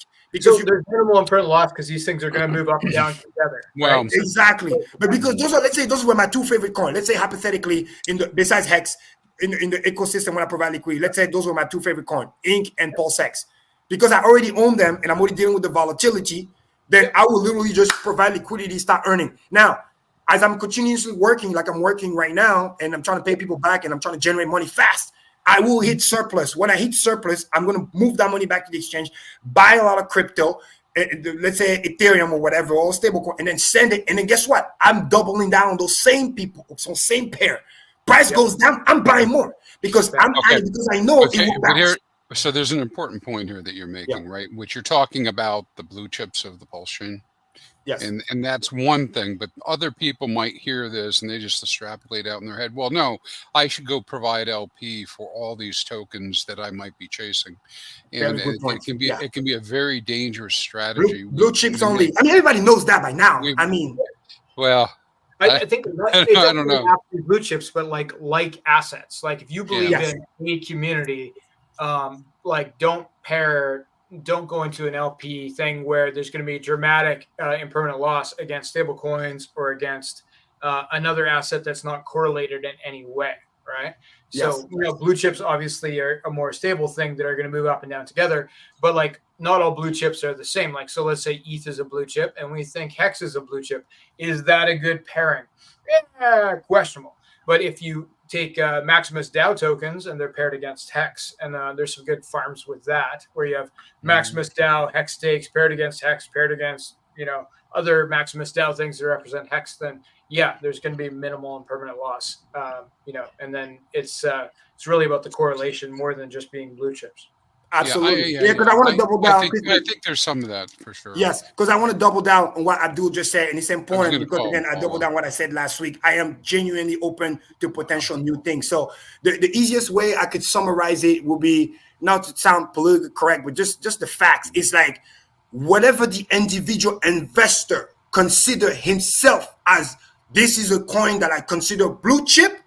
Hear me loud and clear. This is what Kareem said. Whatever you making your own decision, consider that this is a blue chip that I know follow what I call, the Richard Hart principles, right? That you think is going to be a long-term product market fit, not going to rug, audited. Again, I can go on and on. The things that people already know, and you consider that it is blue chip, and you're willing, keyword, to take the risk on in this current time, because we'll still talk about the macro. This is the time where what you're doing is you're bunkered down. You're prepared for impact. So if impact happens, you're not surprised. This is my goal of today. It's not to give fear. It's just to let you know, hey, red candle, train your brain. Buy. That means good.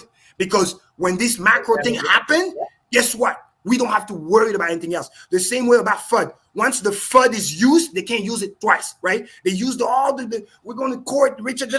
When that court, mark my word, when that court thing is over, guess what? It's done. They can't use it anymore. That FUD is gone. You make me laugh. You make me laugh. You can recycle FUD. Exactly. But the big FUD, I'm talking about the big FUD. Once it's really, really used and he did what he did, you can just be like, yeah, been there, done that, move on. So that's why I'm saying, hear me loud and clear, is you bunker down, and then what you're doing, you want to increase your ownership of the blue chip that you consider blue chip, and you want to double down on, because after that last shock, usually that's when we go to Valhalla, because if everything goes well, let's say hypothetically, Ethereum go to 2K, BlackRock and the boys start loading the bus. All of a sudden, they become 40-50% ownership. Grayscale start going down below 70%, like I mentioned before. Now, all of a sudden, what's happening on Ethereum is basically the same that happens on Bitcoin. BlackRock becomes the number one holder, because they're already the number one holder asset altogether. They already passed Grayscale. But I need them to be the number one holder of ETH, because right now they're not. They only have $1 billion. And then ETH started, Grayscale started with 9.2 billion. They sold 2.5. They still have about roughly, if I round it up, 6.8 billion left. And we know they're net seller, because rightfully so. You can't even get mad at them. They've been holding that shit for 10 years. They've been buying it probably $40, $50, $30 back in the day. So you can't even get mad at those investors to sell. That's fine. But you want BlackRock to step in. And BlackRock will. Remember, they approved the fucking ETF. Make no mistake about it. Again, don't be demoralized. They want it. They just don't want it at this price. Like I keep saying, it's about timing. They don't like it at this price, but they fucking love it at 2,200. Oh, yeah. Well, that's more of the same. Hey, can we circle back just for a moment? Just in high level. Yes, I know there are people here who are traders that are watching this show. And I know there are people that like to provide LP. I've provided a lot of LP. So I'm speaking from like that experience and what I also know about our core, our core community to start with. There's nothing wrong. People can make their own choices. There's nothing wrong with just being in Hex and staking Hex, hodling other things. And if you would like to be interested in trying to do, the farming on PulseX, that's all in support of the chain. Yes, I realize, guys, anybody listening, there's a variety of thoughts on that. I do tend to be leaning towards Maxi with the Hex staking and everything. But one of the things people just kind of like set aside is every idea that we come up with comes up with different risk levels. There's different techniques. There's different things you need to know. And I can tell you personally, I have supported tokens and I've provided LP. Things didn't always turn out the way I wanted to. And that was not money that I was worried about losing or value was worried about losing. It's okay. But there are a lot of zeros that come up sometimes. Maybe that's because I wasn't born a trader, or maybe I wasn't born to understand that the market could go against me. Like today, it's a hot coin. Look at all this volume, and tomorrow it has no price. So anyways, is trading the riskiest thing? Like you feel like trading is the riskiest choice in your opinion? Like well, yeah, I think I can wreck myself the fastest with trading. I think LP is probably the next riskier thing, and then above that, farming, and then Hex is like almost a no-brainer for me to do that, and hodling's right around that as well with the tokens that I believe in. So hodling hodling safest, trading most dangerous for most people on average, in our opinion. I think I feel the same. Yeah, exactly. Because the biggest thing about trading per se, if you go back to the fundamental, right? I don't want to sound like, too philosophical, but technically speaking, right? We're technically all trader in a sense where you buy a comfortable coin. The problem with the trading, why we have to say that to be careful, is because most people lack discipline. Most people over trade, and then literally that's how they get either liquidated or some stuff. Because this big industry and gambling or whatever, it became popular because they know that they understand how human works, and most of them don't have lack of discipline, and that's how they're going to be able to basically rinse you out and then basically take all your money at the end of the day. So because most people lack that discipline, it's better to just buy and hold. Because in the balance of probability, again, balance of probability, by the buying and hold, you're a trader once, and then you're a trader once again later in the future. But you don't do that in and out stuff, which again, a lot of fees, and now you increase the probability against you to potentially buy high and sell low, instead of buy low and stay high. This is why in the balance of probability, because it's always going to be the exception guy that's come out who, but I did this, but I did that. Yeah, but what about the other 100,000 people that literally, it's a zero-sum game, that lost all their money? So that's why we have to be cognizant of that, so that now, like Ray Dalio said it best, is you want to be able to diversify risk without diversifying your reward. So in other words, if you over diversify, it's also bad, because it's just what we call lazy investing, and you don't make any money. But you don't also just want to concentrate all in one basket. Yeah. But if you do that, you definitely got to be watching the basket at least. So let's look at this. Like, do you do some trading yourself on occasion, Kareem, with your, not just personally? Well, yeah, but basically, like what I just said. So, for example, when I was setting up my hex, back in the day, or even still once in a while, right? Or let's say I got the hedron and stuff like that. If there was the right days, the right times. But I think the point I want to get to is, for the audience watching, is that with trading, there's always a winner and there's always a loser. Yes. And if you're in the audience right now and you're watching this, ask yourself, do you want to trade against Kareem? Exactly, that's the good point. That's exactly the point, because I can listen to him, I can listen to Access Live, I can listen to even some of the Tang guys, and I'm like, listen, it's just outside of my. And that's a good point, Pastor Abdul. That's a good point. I look at chart like crazy. You would think I'm a trader, but I'm not. Literally, it's just because I'm looking from the macro and everything like that, and then only because every now and then, when I want to do my value investing DCA buy, I have to look at the chart. I have to know when is a good time to buy. Like right now, I'm telegraphing him because I want to give as much value as I can, because I love this community. And again, they bail me out, and I still feel like I want to give back more. So we're going to have a lot of those streams in the near future. It's that I'm looking at it like, wow, I got to keep working my ass off. A, I got to pay people back, and B, I'm going to try to generate excess, because I feel like there's going to be a buying the dip opportunity coming in. The same way, if I own stock like back in the day, before I moved to crypto, it was so slow, when I see how toppy the market is and all the macro that I just break down, it wouldn't be a bad idea to sell now. That doesn't make me a trader. It's just be like, no, I'm taking the chip off the table. We had a nice year. We made 35%. There's a lot of uncertainty. I just want the uncertainty to pass. And guess what? Let's say, God forbid, nothing bad happened, and then the market went up another 5% that I missed. Who cares? I made 35%. I'm happy with that. And then when all the risk that I worry about goes away, the yield curve has uninverted itself. We have a president. Everything's cool. It's what we want. Then I can go back to the market. I know you're having a great time, but I just want to do a time check for you, because we're at 10 p.m. Eastern time, so I think you stayed longer than you thought you were going to stay. But there's a good segue here. We've got the question twice about Hex being FDIC backed, and if not, why? And either of you want to take that on? Well, technically, no, we're not FDIC. It's not a financial organization or anything, right? Exactly. And it's a good question to ask. It is not FDIC back, and here's why. Because that would potentially put us as a security, which we're not.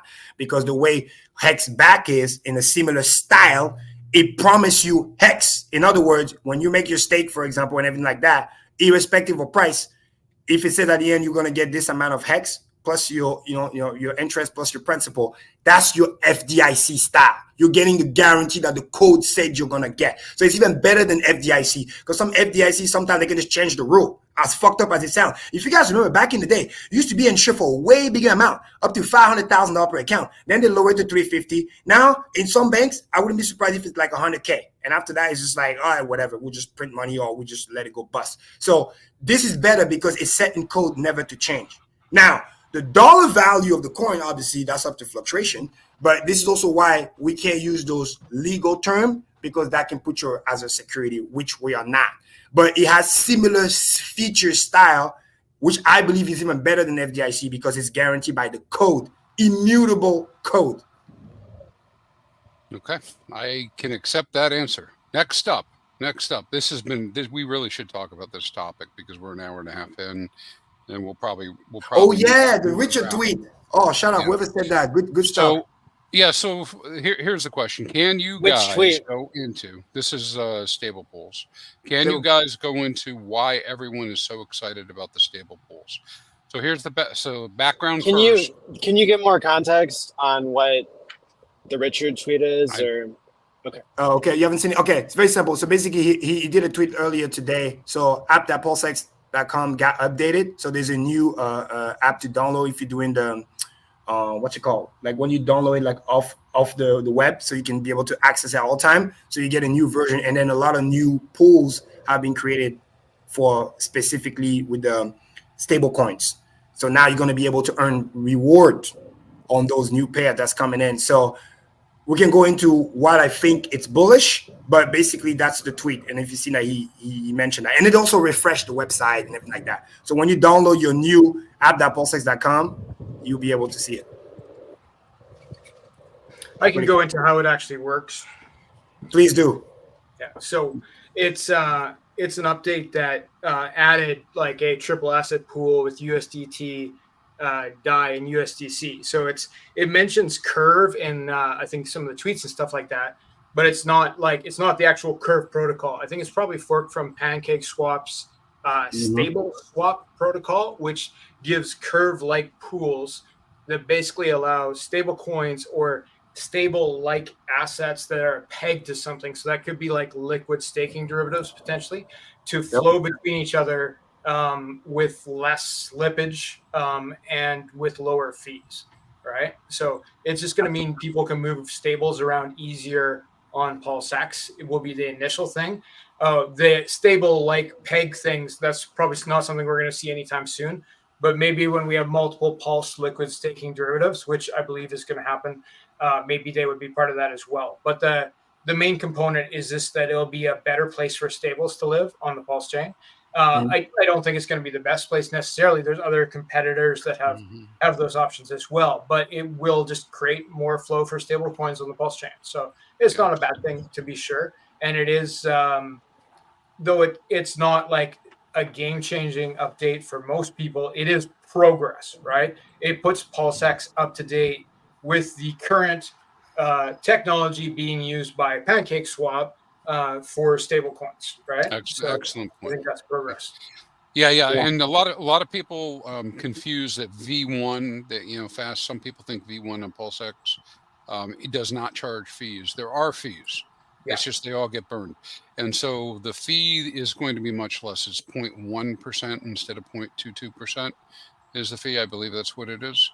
I think it may be even less than that. Like on PancakeSwap, it's 0.01 almost. Maybe it's even lower. And so, so what that does is it has a primary effect, at least, that when trading those pairs, it'll be cheaper. But also, a lot of pairs do route through, various means. Different pools are out there. They'll route through those stables in order to buy your favorite token that somebody's trying to get. And so it has the potential to create a lower cost path and less dollar slippage. But it really depends on what the community does and how much they come in and back it, right? Absolutely. So let me tell you guys what I think it's really bullish actually, which is really cool. And shout out to we have some big names in the chat just came in. I haven't seen in a while. Shout out to Access Alive is here, and then Somni is here. Thanks for the kind words. That's awesome. So this is where I think it's really, really good. So two things, and I'm gonna add the macro for this situation because this really, really makes me feel like 2019, literally all over again. Plus, just business strategy, and onboarding skills. So, like Abdul said it perfectly, those stable coins are going to be the key in terms of what did I say earlier? Global liquidity is rising. So what Richard and team is doing, rightfully so, is, hey, we got to come up with a way to attract some of that global liquidity to come into PulseChain as well, directly or indirectly. Instead of just relying on the ETH bros, some of them may come, some of them might not, but let's just create something so enticing that people want to most likely bridge in and be able to use it. And remember, for big wallet, and Richard said it many times, you want all the stable coins, because when you're trading millions of dollars, you can't just do DAI, because your slippage will be bad. You have to do DAI, USDC, Tether, and all three at once, spread your order execution and boom, go in. Because if not, you're gonna have more slippage. So it has to give you that suite to be able to tackle that in. That's number one. Remember, it's parallel with the fact that you bridge the money in, there's zero fee. So all those little frictionless things, lower fee, is to attract the money to come in. Which then brings me to number two, what Crispy was talking about, which is equally important with the lower fee burn.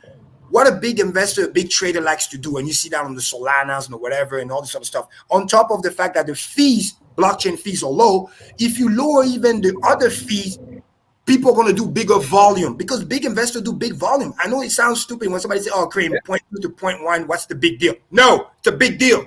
When you're making hundreds of $1,000 transaction to millions of dollar volume plus per day, it's a big deal. It's basically saying, hey, it's more lenient, lesser fee, flood the money in with the stable coin, start doing your game, do your swap, whatever. And that is still going to burn the PulseX, because if you lower the fee, but the volume skyrocket. This is something I learned from Binance from 2017. People were making fun of Binance, like, oh my God, the fees are so slow. The BNB is never going to go anywhere. And then they were doing literally multi-billion-dollar volume back in 2017, mind you. Not now, like it's like no big deal. Real volume, no fake stuff. Because the fee was so low that even the guy with $10 was trading. And they already figured that out, that sometimes when the fee is too high, yeah, some big player can be, but some participants are priced out. When you lower the fee to a certain point, everybody can play and the volume can just kick in. And people now would think about doing one transaction or the degens. Now they can do 10 transactions, 100 transactions for less of it. Next thing you know, they want to play more. The gas is so cheap too that like there's almost nothing holding you back from moving $10 around or $2 even. Like you could make exactly. So you can stay that cheap chain that we're talking about, bridge in money for basically zero, move your stables around for a very, very low amount of fee. As a big player, you can get a big position, because right now, as a big player coming in, your opportunity cost risk is like, what if this thing is so volatile and I'm trying to bridge in money in, then I get stuck here and it's going to cost me blah, blah, blah. When you do this, it's better because it spreads. Once it spreads, it lowered the risk for the big player to come in, and the little player can also participate. So it creates more synergy. And the caveat I predict, because this is literally when Godwell got in, I will never forget, because that's around the time that I got in. People who remember back then, they were here. Ethereum started to tank, and people realized, all right, it's not going to the 1200 anymore. People started giving up, and then they sold their ETH and they went to DeFi and they started looking for yield. And all of a sudden, I feel like this is one of those moments where people might feel, all right, guys, 4K might not come this year because the way it's looking with this little dip. Again, hopefully we can be proven by November.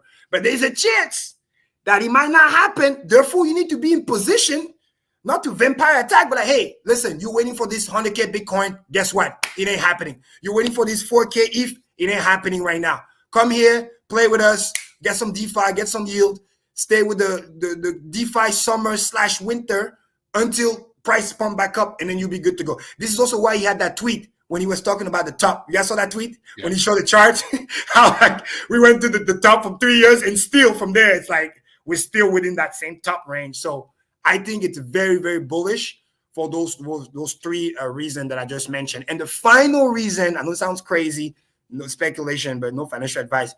When some of those pools from the coins, PulseX, whatever, crazy liquidity, rightfully so, because people are them farming, start moving some of these funds to go play with the stables, because they're going to start having a bigger incentives.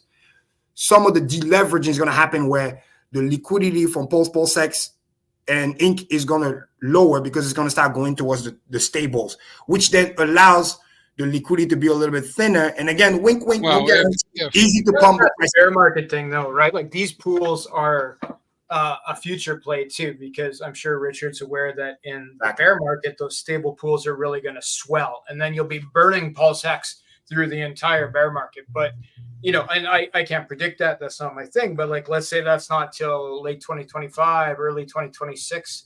But that'll be the time when these stable pools really have more utility. Though still, like, the big guys need to move in, and they need to have somewhere to move to, right? Exactly. And we need to move some of the existing guys to leave some meat on the bone, because they need to move out of the PulseX, whatever, and get an incentive to go to the stable so that the liquidity could be a little bit thinner. So when wink, people want to pump the price up, it becomes easier to do so on the thinner liquidity, because some of the liquidity got migrated into the stable. It didn't just stay on PulseX Inc., because this is why we have crazy thick liquidity, which is good, but it's also bad if you're trying to push the price up, because you see how last time even $10-20 million, it pumped the price, but it didn't pump as much as it could have if the liquidity is a little bit thinner. So this is a strategy that could also be implemented by moving some of the liquidity to those stable, because a new incentive just got created for those to migrate over there. Well, there's a possibility we may see farms come up, right, as well with this. Yeah. I mean, at the moment. And this is speculating. One more speculation for the heck of it. Maybe Hex farm comes back. Yeah, I'm putting it to the universe, because the prices are getting closer to each other. I mean, shit, at this point, might as well. 004, 0015. I mean, So what are funny. we talking about? Hey, so what did you think about Richard's watch tweet? Did you see his watch? What did you think about that? My number one guy. Yeah, he called the top, and then so about an hour or two after RH posted that, Eric Wall posts that Richard did not call the top and is down bad on his watches. And then of course I put the evidence in there, because I mean, I think it's fun when Eric Wall is trolling us, but not when he's lying or giving false facts and stuff. He hid my comment. So the beef is real still. When I met him face to face for the first time at the Bitcoin conference this year, we took a picture together. I unblocked him, and we agreed we were going to make Bitcoin Hex great again. And he's not doing his job so far, but we'll see. Well, he's setting it up so you can do your job, right? You gotta have the but haters. it was Eric had posted an independent piece that said that the watch top was April 22nd, 2022. And RH's tweet was from April 21st, which it's just a different time zone basically. So I mean, there's no question, haters can say oh, maybe he didn't call the top, but he's called the top in everything. And there's a very clear tweet that goes over and over again. I'm calling the top. Here's what the top means. There's no there's no ambiguity here, blah, blah, blah. So yeah, that was really cool to see. Absolutely. And again, and the great question people are asking in the chat, the main significance that Maddie just perfectly explained is that, again, Richard's been right a lot, obviously, like most of us know, but that top is really key, because it goes back with the other top that he's been talking about, which is the Bitcoin top. And again, for those who were here earlier, and I can pull up the chart again, but if you watch that chart on the weekly, and you see the Bitcoin chart, what does that look like? It looks like literally like the falling out of the parabola that we've been talking about last time around. I wouldn't be surprised when Bitcoin goes below 50K or whatever, he's going to send that tweet, but hey, look at the parabola. Because it's just, you got to remove the emotion. It's that's why I say look at the weekly chart. You can have a bear run in a bull market, because if we're just doing textbook, Bitcoin and Ethereum on the daily chart, the 50 has crossed the 200 moving average to the downside, and the price is below the 200 moving average. Those are textbook definition of bear market. That's just the facts. Now, because I understand, and I've seen the similar fractal in 2019, that's why I like to zoom out. Daily already told me that kind of story that's going on. Then I want to look at the body and the real facts. I go on the weekly and the monthly. And on the weekly, I can see that little bear retracement, But I can also see that we're so extended compared to the moving average on the weekly that we can easily go to 50, even 45, and do what Bitcoin has always done. 40% retracement in the bull market. Keyword, market. So in other words, that 40% retracement in a bull market is that bear run that I'm talking about, a bear run in a bull market where we go from 70 to about 45 or 42, which represent roughly about 40% dip. Then this is when the dip buyer comes in and watch the inflow, the BlackRock, the where. That's why I watch this like a hawk. Because when the price start dipping and I see heavy inflow of the major institution, that's when I know, okay, they're bringing the price support. They're starting to buy the dip over there. This is when you should be buying too and not panicking and selling everything and crying, oh my God, it's the end of the world. Because no, they're going to defend the price. Because remember, they bought it. When did BlackRock really started to buy a shit ton of Bitcoin? You guys remember? It was around 40,000. They launched the ETF around 26K. Remember when they stopped that dip? Then they start pushing it high. Then we stay around 30 to 40,000 for a while. They were buying like almost $1 billion every week. And then retail got involved, and when we went to 65, and then we made a new all-time high. And yes, they bought a little bit there too, but they thought, okay, we're going to maybe explode, and then we didn't. So now they're like, all right, cool, let it consolidate. Because even big player, they have to dollar cost average, okay? They're not going to sell, but they're not stupid either. When they realize, any big player, any big whale, when they realize, wait a minute, I'm the only sucker in the room, I'm the only one buying, nobody's buying because everybody's tapped out, then they will realize I'm exit liquidity. So I need to let it dip, buy low, get the engagement again, get people involved, and then off we go. And look at the timing. We get all this reset happening, yield curve resetting. We're getting the pullback, which is healthy, by the way, even for the stock market. We get the clarification. Remember, end of September, CZ is getting out. That's going to be bullish for DeFi and everything in crypto. That's going to help. October, leading to election. Hopefully, he got out early. Exactly. We're going to be able to get that. Hopefully, election, we get the guarantee hopefully if Trump wins. And then off we go. Global liquidity kicks in. FTX is going to give people their $60 billion. Where do you think that money is going to go? Psh, it's going back straight into crypto. PulseChain. Exactly. And then literally we're setting up for an explosion, macro, weekly, monthly, cup and handle pattern. Bitcoin then goes to 6 figures. Same thing with Ethereum. But then again, don't underestimate that dip. And I'm saying that specifically for the people who are abusing the leverage, because this is when you're going to literally wreck yourself. Or the people who don't lose leverage, but they keep playing buy and sell, and then the liquidation bot is just literally chipping you 5% at a time. You know, every time you lose 5% on your portfolio, you do that 15, 20 times, and your whole portfolio is gone. It's gone. Price went up, you thought it was going down by 4 or 5%. Ethereum, liquidated. Oh, let me go short. It goes short 4%. You add to the short, liquidated. It goes back up to 30. You know what I mean? Like if the last 4 days, the price really didn't go anywhere, but it was liquidating people left and right. Hundreds of millions of dollars, long and short. It's all there for people to see. It's the graveyard. That's why we, Rich said about, liquor, ladies, leverage, and yours truly add luggage. And, so that you got to check. Oh, nice. That's awesome. We're kicking it. Must be doing something right. Got the 411. That's awesome. That's awesome. So yeah, guys, please don't panic. It's good. Just be prepared for the pullback, because every time I've done that for Hexagon and they know it, at least when the red candle comes, they're not afraid. They're like, oh, this is what Kareem talked about. Okay, it's expected. All right, we're good. And then the biggest black swan event that could happen, I'm sorry to say this, that could happen, is like, as fucked up as it sounds, if the Federal Reserve lowered 25 basis points, it's good for us in the short term in a way, because it's something the market is already expecting. So we can continue to rise up slowly, but it's bad for Japan. I have to say that, because that basically saying, all right, guys, we went from 5.5 to 5.25. Okay, guarantee overnight rate by the Fed.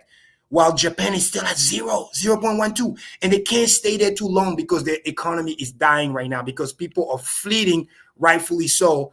If you know you can get 5%, why the hell would you get 0? It makes no sense. And if that stays too long, they're going to start threatening the Fed. Be like, bro, you're not helping me right now. You're Batman, I'm Robin, but you're leaving me in the gutter. Then guess what? I'm going to start threatening you back by selling the treasury, which the government don't want. So what they could be doing, because remember I always says, Federal Reserve, all those boys, they don't care about me and you. They care about protecting the system. So although, Maddie, That's my speculation. Although they don't need to cut 50, they might still cut 50 just to alleviate the pain of Japan and making sure that the spread of that big trade start to lower a little bit faster, because it's going to get there. Because Japan's going to stay at 0, and then we're going to trend towards 3 within the next 18 months. But the problem is Japan is hurting so bad that they need help. So Fed might have to help them by pushing it down, because that's Batman and Robin. But that would fuck up the election. Exactly. But guess what? Yeah. The Federal Reserve don't care about the election. Ultimately, they say they don't.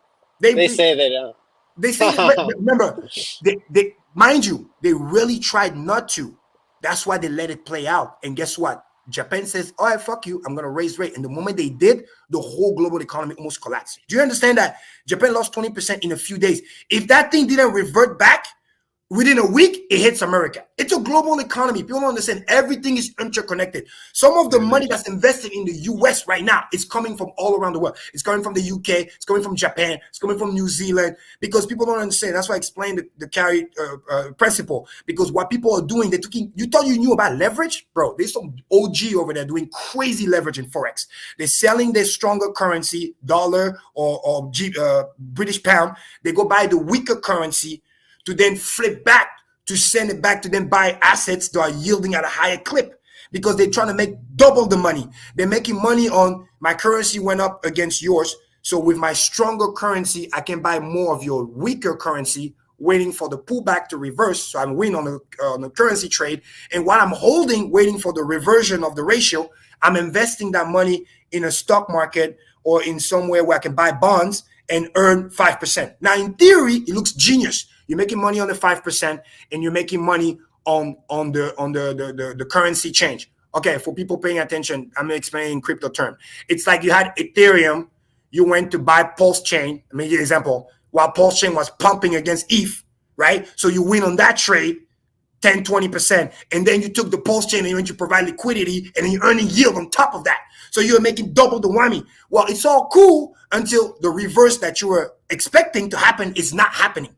You took your strong dollar, you went to the weak Japanese yen, and you were investing with the Japanese yen. But now the spread got bigger. Japan keep crashing because more people keep doing the same thing because they're chasing the yield. Now, all of a sudden, as a big trader, you're like, hold on a second. I'm earning the yield, but my value on my Japanese yen is keep getting weaker.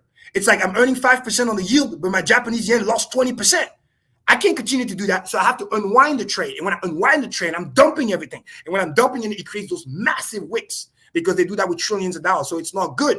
So the Fed has to close the gap because it's too big. So although they shouldn't, because they want to protect the system, because they need Japan. Because Japan, one more time, Japan is the number one holder of United States Treasury. And make no mistake about it. If they feel that the Fed abandoned them, they're going to say, fuck you, like China did, like Saudi Arabia did, and they're just going to start dumping the Treasury like crazy. And believe it or not, but have you guys seen the DXY lately?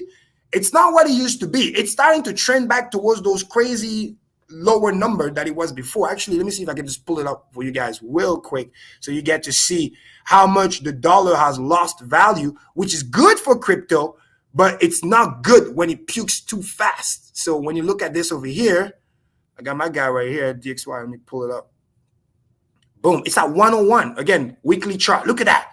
Massive. We're talking about multi-trillion-dollar asset. That thing went from 105, and in a matter of just 2 months, puke almost 5%. That's crazy. Now, when you zoom out, watch this. Just to get people, it already broke that downtrend zone that I was charting for. And then now I thought it would bounce around here and pull back, but it's not making lower low. Now it's trying to recover. But the crazy run we had was it went all the way down here. So they need to maintain the dollar in this range. If it starts going down too fast like that, it's not good. They like it going down slowly, not too much. Yeah. If it's not puke, it's no good. Yeah, the Fed has a new way to like do monetary easing with these reverse repos. Yes. And it's like too complicated for me to wrap my head around, but they've been experimenting with this new system, and it's probably going to keep blowing up here and there. We saw a year and a quarter ago, we saw, these banks starting to mess up. Now we see like the real estate crisis and like commercial real estate starting to blow up and stuff. And so eventually I predict that they will go back to their normal system of easing and be able to bounce back and forth between like the new system and the old system of printing money. So yes, I still think like game on. Yeah, they're getting there. So for people watching, what Maddie's saying is the reverse repo was basically, there was so much money in the system. Remember 2019 when it was so crazy, and then literally that's why the dollar got murdered. Literally went as low as 89. I mean, that's so bad. It's never happened that in literally 20 years. It was crazy. So they had to literally, they pumped so much money, trillions a day, COVID crash, whatever. So now they have so much money, so much inflation. So they had to do reverse repo by taking the money out. They were removing about $100 billion a month. Insane. But they did that for a while because there's so much in the system, they have to flush it out.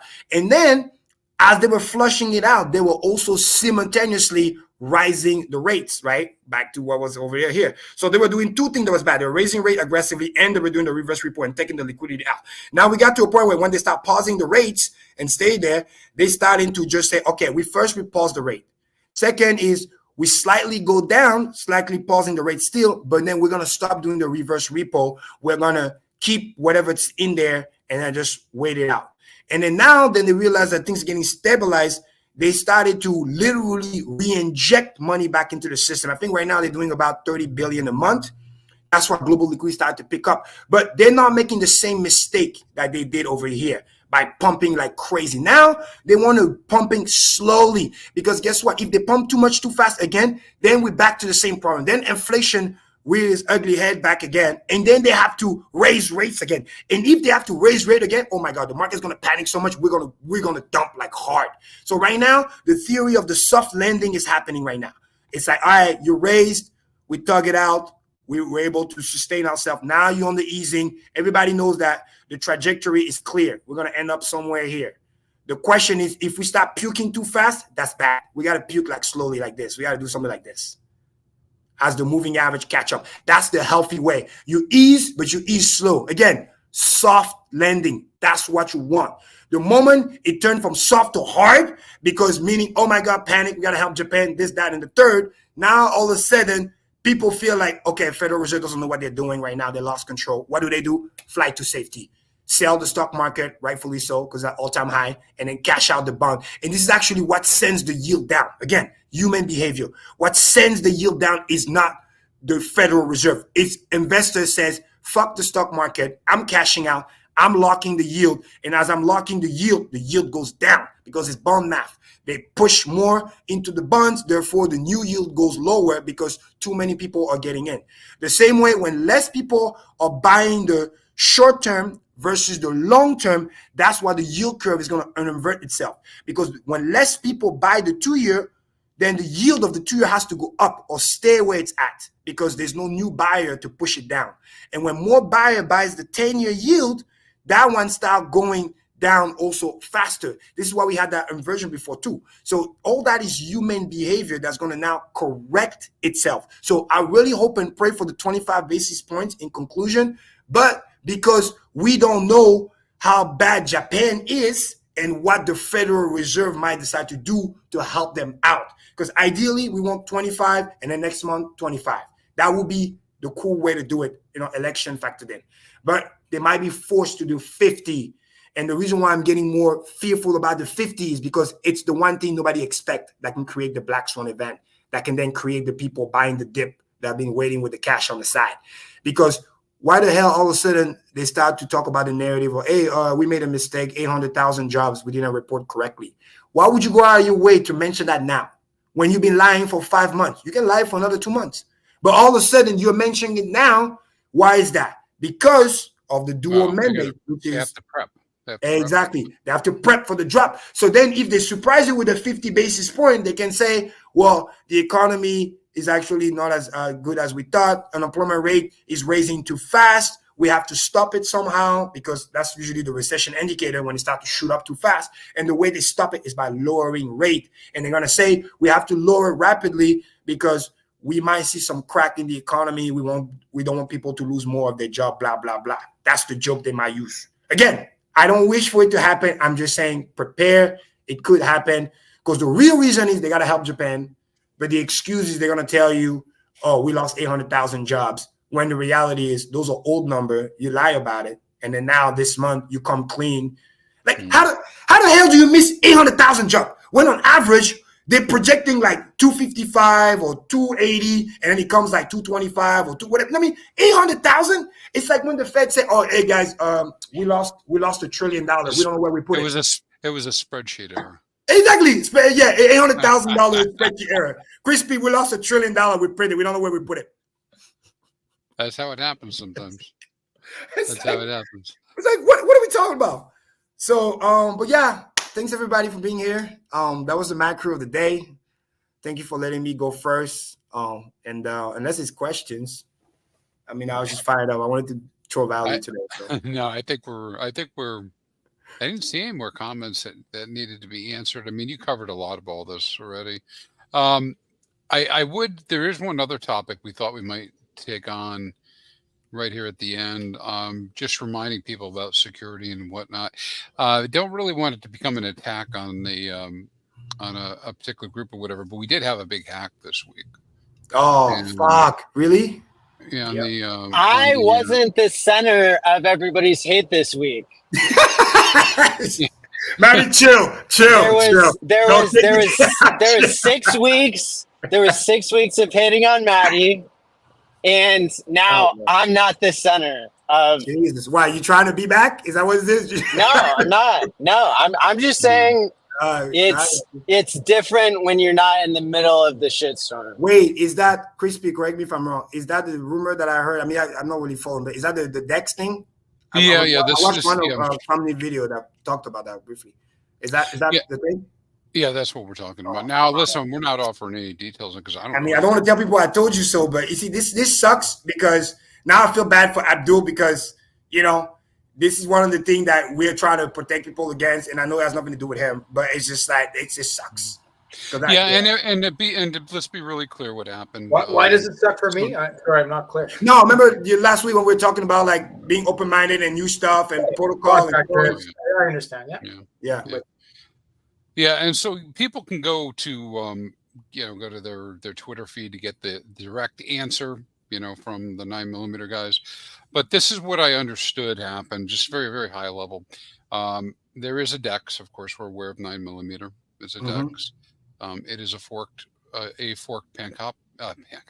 pancake swap. I don't know all the technical details behind that. And they had added an additional contract for staking of the 9mm reward token, which is kind of an add-on. So they're two separate things. As far as I know, not connected, other than 9mm, the name and the token being out there. But we did have, unfortunately, and the dev and the admin keys to some extent. Yeah, there's some crossover there. But and for what ended up happening was, and maybe Fast, you would be able to address it more specifically with the right words, but somebody was able to get a hold of the keys, take control of the staking contract only, and then make changes to the staking contract, which allowed them to withdraw. It was roughly about $50,000 or $60,000. All the 9mm tokens, and $60,000 was like what was removed from liquidity. If you took the value of those tokens, like on paper at the time, it would have been much higher because, of course, the thief dropped the he just dumped the price to 0, right? You took 99% slippage and just dumped it all. So, for myself, for the very first, right before we even talk about anything else with it, I'm sorry that happened to the people involved. I mean, I'm not involved. I don't know anything about it. Yeah, but bad day. Yeah, I mean, again, this is, as community, we got to be there for each other and lick each other's wound. But this is also a friendly reminder about why we've been saying what we've been saying for a while. Again, it's not to sound, the haters will come at us and call us maxis and this, that, and the third, when the reality is we're just looking out for people because we're trying to avoid situations like that. Now, again, I don't know the detail, but from the rumor that I heard, the worst part is some people are trying to connect the thief with somebody that worked for the company. Again, I don't know. I'm just saying from the rumor that I've seen, again, the truth eventually will come out. Because if that is true, that is even more fucked up. But if it's just a thief and this and that, it goes back to, again, when we keep talking about people, hey, audited contract, all this thing. Oh, Kareem, you're too hard. You this, you that. Well, guess what? It's to try to avoid situations like this. Because last I checked, right? 5 years, none of this problem happens. You know what I mean? Pulse, sex, all this stuff. The contract years. wasn't even verified on PulseScan. It wasn't even verified on PulseScan. And so there were hours and hours of spaces that were like doing the post-mortem on this to like try to understand. And the main takeaway that I heard was it doesn't matter if you got, hacked or if it was just incompetence, but there was definitely incompetence. Yeah. And so and either way it looks bad because they're both bad. To a lot of people, it's the same thing. To a lot of people, It's the same thing. Because and the only thing that could be worse is the rumor that I heard that one of the team guy might be involved into the one that took the money or whatever. That would be the only that's worse. But they both very, very bad. And unfortunately, this is that reminder where when people go and they're like, Kareem, but I don't really have time to fully vet because I got to get the opportunity now because I got to farm now, I got to do all this now. But guess what? When this shit happened, it doesn't matter if you're early. It goes to zero. Quick math, right? 100% of zero is still zero. You can be the first. You took all the risks. You were there early. You were mining. Happy. So there was a sign. There was a sign ahead of time that the staking contract was not verified on PulseScan, which is the absolute minimum that a developer should be able to do, right? Exactly. And so even developers, like I work with a developer who does not have to go to all the other developers on PulseChain and like collaborate and like figure out how to do stuff. Because he just learns it all himself.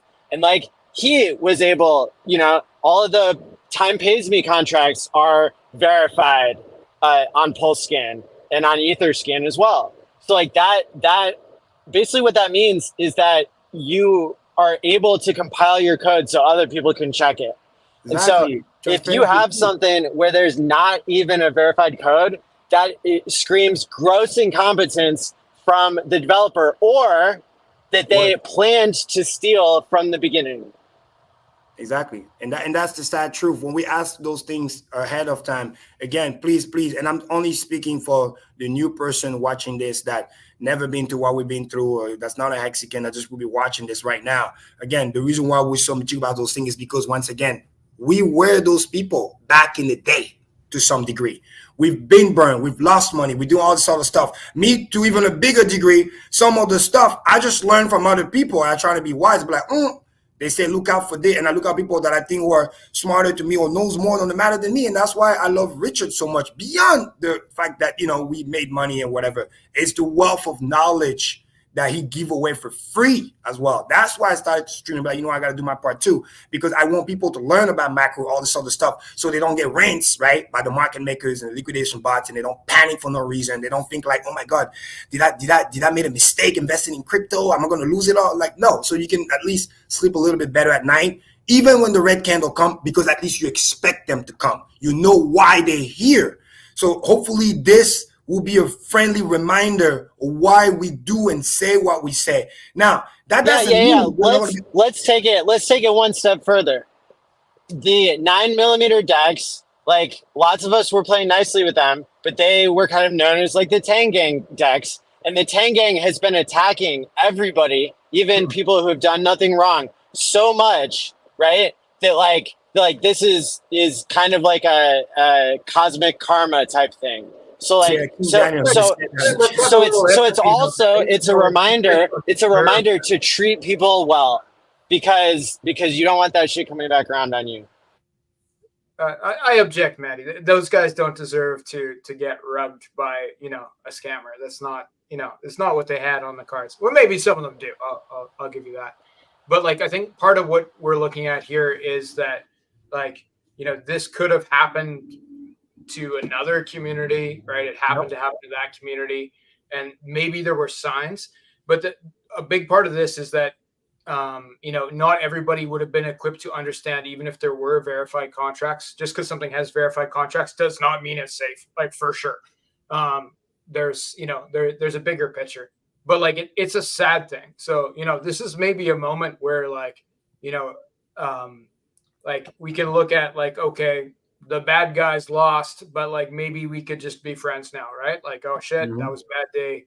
I feel empathy for you guys. Like, okay, there's no more bad guys. Let's just come together, build this PulseChain. It's like Kareem said, we're just on the freaking edge of like things going up potentially. Not financial advice, just how it's looking.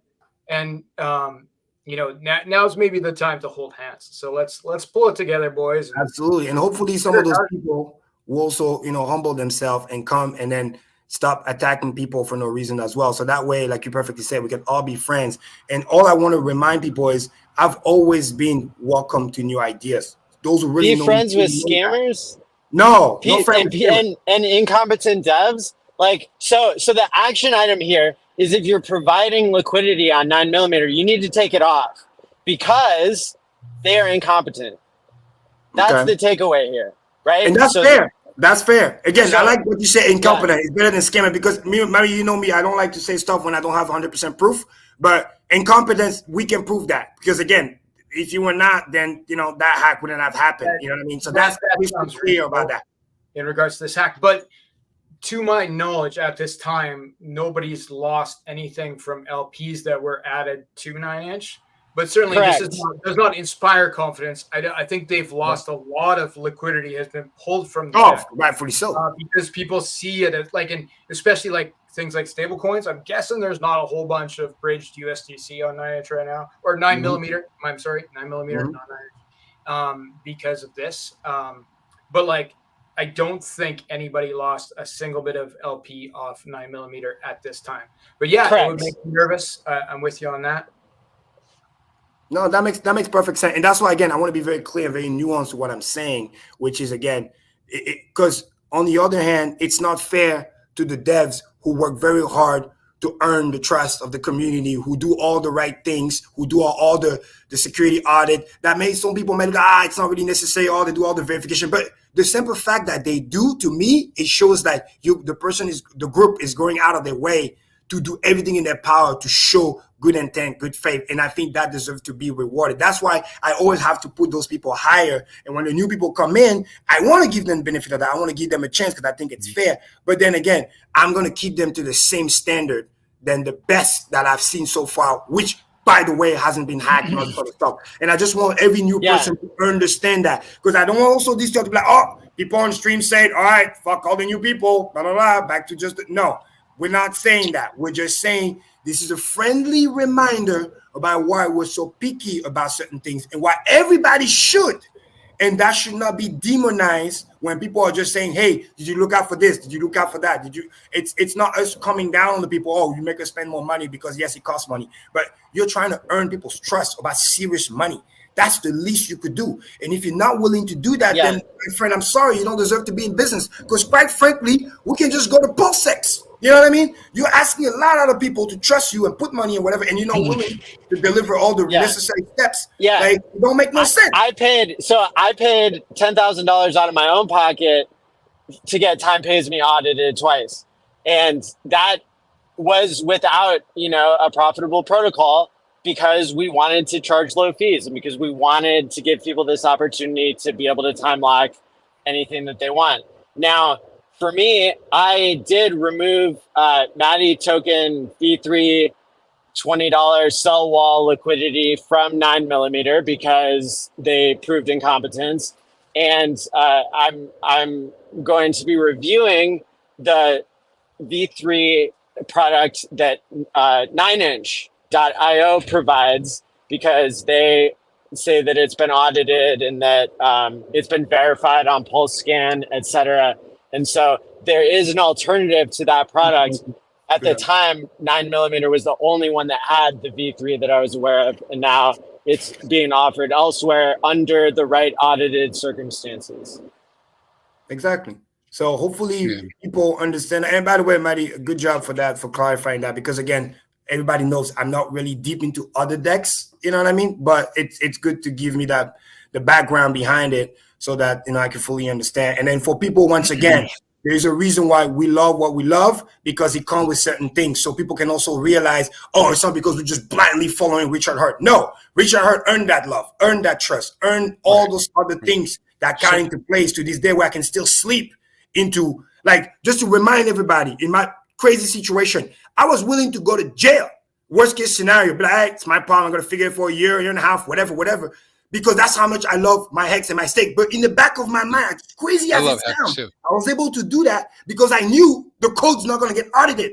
I'm sorry, it's not gonna get fucking some shit's gonna happen. So all I have to worry about is protect my key, and then I go in a hole, and then if I come back in 2 years, I was 100% confident hex will still be there. You understand the level of bullishness? You can't do that. I know. It's okay. That is kind of crazy. Hey, since Fast is here, let's ask this question though. Fast. So from a you have a protocol. I guess we wouldn't call what you're doing as being a DEX per se, but this is what I'm seeing on chain. Maybe you would argue it is a DEX. I don't know what you'd say the definition would be. DEX adjacent. So yeah. But I would say this is that the biggest action in terms of overall volume goes through PulseX, V1 and V2. That's these are the numbers that I'm seeing and I'm watching. Would you agree with that? That's accurate. You're not. Where do you look at these numbers? Well, in this case, this is just from the DEX screener feeds that I'm getting, so they're not exact numbers. But I just get the sense that, and I don't know who's doing more or whatever. But the 800-pound gorilla in the house is PulseX. We've got the different DEXs that are out there, whether it's PX, 9mm, 9-inch. We actually have 5 or 6 other. Yeah, but I gotta say, Crispy, after this, it don't look good for the other people. I hate to break it to people like that, but now it just, I can't even get mad about the government came down on this thing. You know what I mean? So simple, calm and chill. Well, now let's be clear too. Other than maybe some of the things that Maddie's mentioned about contracts and whatnot not being verified, I don't know about that stuff. There's no, I don't want to create FUD that there's a problem. There's been a problem with LP on 9mm. I understand his concerns, right, and why people would feel that way. Yeah, Monkey addressed it. He put it in the chat. But to give you an idea, though, there's several millions of dollars, if I'm not mistaken, maybe upwards of $3 million worth of liquidity over there. And so while there's a lot more liquidity overall, in the system, it would be harmful if something like that was to go down. Yeah, if something like that happened to PulseX, it'd be a big deal. Yeah, exactly. You see, that's important because it's the game of business, guy. Okay, if we're just being totally impartial, right? We remove all of ourselves and try to be as unemotional as possible. This is business 101. You know what I mean? When you're in the top 5 on the industry and the big company, and then your competitor is doing something really bad, and the notion of it's going to get hit. The PR is going to be bad. It's part of business. The same way, if we're being fair, if the same thing, ask yourself this, right? This is very important, guys. Everybody, ask yourself this. If the same thing had happened to PulseX, oh my God. People will be out there with pitchfork. Oh my God, Richard Hart, did I stole my money? It would have been, it would have been the craziest thing. Just think about it. People forget that. It's not like we're trying to be like unfair, this, that. Like you got to put in perspective. And those same other DEX probably would have been like, yeah, you see, it's the biggest, but it's not the best. It's you had this. So yeah, everybody's going to kick the guy that's down. That's for sure. Exactly. So you have to remember that PulseX is not Hex, right? Like Hex has immutable code. Hex has, like a single function that it performs like perfectly, but PulseX is more dynamic. Like we have a recent add-on to PulseX that we've talked about today. Well, how do you think that got added on? Well, it's like, of course, like PulseChain, somebody went and made changes to the code. Right? Yes, but guess what? This is why, you see, I'm congruent. This is why everybody knows 90% of my wealth has always been Hex. Period. I just know what PulseChain is created for. It's here to help me so I can get a lower fee and I can play with my Hex. That was that. Now, I also want to show people, okay, there's more than one. We can diversify, blah, blah, blah. But I've never lost the plot. There's a reason why Richard Hart has a Hex necklace. He doesn't have a PulseChain necklace.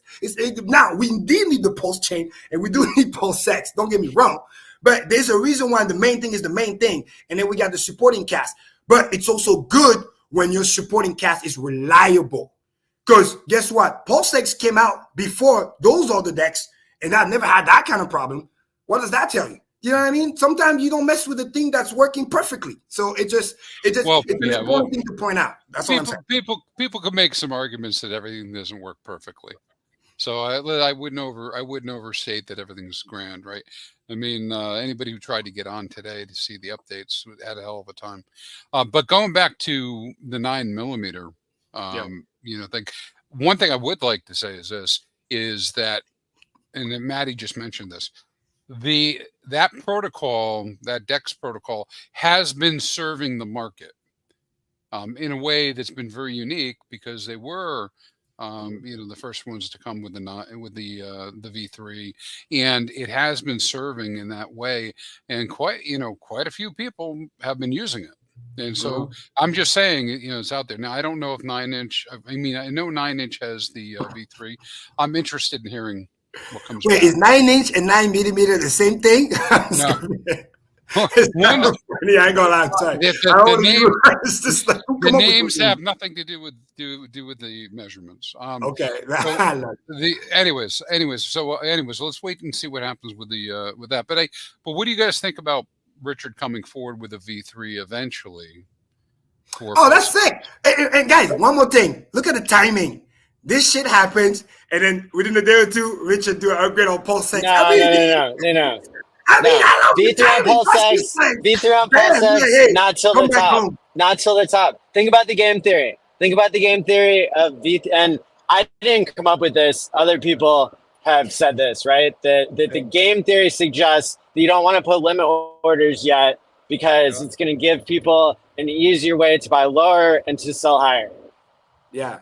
The chart will start really look like textbook stock market with all those pattern bullshit, whatever, versus the way it is now. You can really see the human interaction. So it's a little more fluid. And more importantly now, I think we're going to see things sooner. I think there's other things that could mark the top for extended utility. Because like a lot of these things, like limit orders, like there's already limit orders on PulseChain that could be made via PulseX, like via the Tetra on this protocol. And, and there's probably others on the way that would do the same. So it's not like we don't have that utility. It just doesn't have to be on PulseX. Yeah. Or you can just snipe the price and just, some people are crazy enough to just keep staring at price for hours until the price goes where they want it and they buy it. So it's like, there's so many things they can do. But I will say this to people, it's very important. This right now, my biggest speculation is I still have big hope, call me crazy, for the Hex pair to come back, man. I have something to tell me. Because it will be so genius. Think about it. The same way you saw a lot of stablecoin move on PulseChain for volume, there's already a lot of Hex that got merged to PulseChain. Think about it. And then if people gather around and lock it, if the incentives comes back, again, no guarantee. This is speculation. This is my speculation. I think that will come back. It will be great. It will create volume. It will burn a lot of PulseX. It will be another cool token to have, because they're getting so close to current price. And I still remember it's on the table, man. It's on the table. It was there at some point. I'm not talking about something that never happened. I was there. I saw it. I provided liquidity for that thing. That would be my first favorite pair. You kidding me? I'll move some of the I would just go provide liquidity for that. And then just because I'm so incentivized to do so, and I don't want to see cheap Hex. And it's immutable code on Ethereum, immutable code on PulseChain. That's the most gangster coin there is. And then it's like, life is good. But again, it's no guarantee. I would like to see it. That's my speculation on. And then one last thing for all the DEX people out there, fair warning, is just, I'm just trying to be as nice as possible. Take this as a learning lesson. And if you don't have audited code still in some of those coins, you better start hustling and make sure you get that. Because if you don't, some of that liquidity that left 9-inch, I wouldn't be surprised if those people who haven't learned their lesson back then, with this little scare they just got, like the Donald Trump bullet that just fly like this, before they go put it to somewhere else besides PulseX, make no mistake about it. Those people are going to start doing their research more, because they realize, oh shit, that could have been me. So that's just a fair warning. Again, they do what they want, but if you don't have your audited stuff, you better start working on that. So if not, hey, don't be surprised if people don't come. I think that maybe brings us to a point to maybe answer this question and then wrap up the show. So Dante Bell had asked, how much money will it take for Hex on ETH to go back to all-time high? Oh, bro, it's even easier. I would say, honestly, if nobody sells, right? Obviously, I'll say 50 mil. 30 to 50 mil. It's very low liquidity. Bro, once you push out Bank X, seriously, they probably have some little bit left over, maybe like half a mil, whatever. They lowered their bids down last time I checked, because they used to be in the 1 cent, and now they got it to like 5 cents, I think, 5 to 7 cents range. But let's say you spend about a mil or mil two, probably less. You clear those out, There's literally blue sky, nothing else. Most of the real gangster like me, we stayed long term. The other people that wanted to sell, trust me, they sold. During the big migration of EXPX garbage, when I told everybody you literally don't have to pick, you can just own both, but people panic because some people play FUD. Well, you can definitely argue that we've shaken a lot of people out. Not we, but I mean the market's shaking people out of the EX. Because remember, for people who don't know, the big collapse of EX, it was only about like 1 or 2 whales that sold about $2 million. It wasn't like a bunch of people, because those people already exited long time ago. They did that during the 3 cents migration. They all went on PX and they got wrecked on slippage big time. And that's when EX came back. And then we had Alex the Whale that came in and trying to scam, playing like the nice guy. And then he bought and then he was trying to dump on our head. But even him is out. Now it's literally just bank hex for the most part, which is, the big billion hex that Godwell had pushed away back in the day. But even that is getting close to an end, especially at those lower prices. If somebody really, really wants to push this out, pair the liquidity, and then send that thing to Valhalla. Because Ethereum has been fixing some of its fee. You know what I mean? So it's not as bad as what it used to be. I mean, I'm just being honest. Although I still believe PulseChain PHEX will always be more valuable because we have incentive to do so. But that being said, that doesn't mean EX got to be 0. You know what I mean? I want to give PulseChain a premium, but the premium doesn't have to be, 60, 70%. It could literally just be 5%. So trade towards parity with a 5% premium, and you can call that 5% the cost of bridging. If we become super efficient, that cost of bridging can literally just be 0.3%. Why? Because that's the bridging fee that you pay on the way out. Literally, because on PulseChain, the fee's basically near 0. You bridge back, you pay Ethereum fee, and then of the 0.3%. And then when you get on ETH, now with the current prices, you pay maybe like $2 or less. So it's like, I will give it a little bit, but, and that will happen if the ETH bros decide to come back. And that can happen too if ETH crashed. Because remember, this is what happened. This is when Godwell came in. He was just a regular big ETH bro back from the Genesis days. That's his story. That's why we call him Godwell, because he's tracked to the Genesis Ethereum wallet. And if all of a sudden, if he's not going to 4K anytime soon, and those guys decide to just go play some yield for fun, Hex is one of the best. With the most secure codes, immutable, audited, never been hacked. I mean, what else do you need? Buy the low, push it up. Life is good. Who's going to dump on you? You know, OAN moving. Well, and the people who dumped already dumped. Yeah, and I think I guess the final thing I'd say about that, and I don't know how to turn Maddie's music on when we're ready to leave, anyways. but is that you can see it? You can see it in what people are doing with the staking, right? So if you look into 26 and beyond, right until about 38, the staking profiles look the same for both chains, right? But if you look short term, we've got a ton of short staking on PulseChain, not as much on EHEX. But if you go out into 2039, you see twice as many T-shares. Mm-hmm. So people who do believe have really been doubling down on the long play. Exactly. No, again, and the beauty is this, and people are making great comments here too. Again, like I said, there's going to be a premium. I just don't believe that the premium has to be this big. That's just my belief. Now, again, I believe that PHEX will always be more valuable or equal to EX, but I don't believe that EX should be trending this much down. Again, that's just my belief. It doesn't mean that it has to happen, but I wouldn't be surprised if that at some point, don't quote me on this, could happen a year, 2 years, or never. But we saw it before EXPX. I don't see why it wouldn't come. Because we did not hex, by the way, when the pair comes, it doesn't mean it has to be 1-to-1. People, remember that. If, quote unquote, if OA really wants to, because he has so much hex, he can just lock the pair. Like I just said, maybe the ratio is like 90%. You know what I mean? Or 95%. So in other words, you just put like 2-3 billion hex, you lock liquidity EXPX with a ratio of 95%. Nobody's going to be able to move that ratio. Nobody. Every day the market wakes up and decides what the price of EHEX is and what the price of PX is. Exactly. And I think that Richard made a good case that the ETH fees are too much of a risk.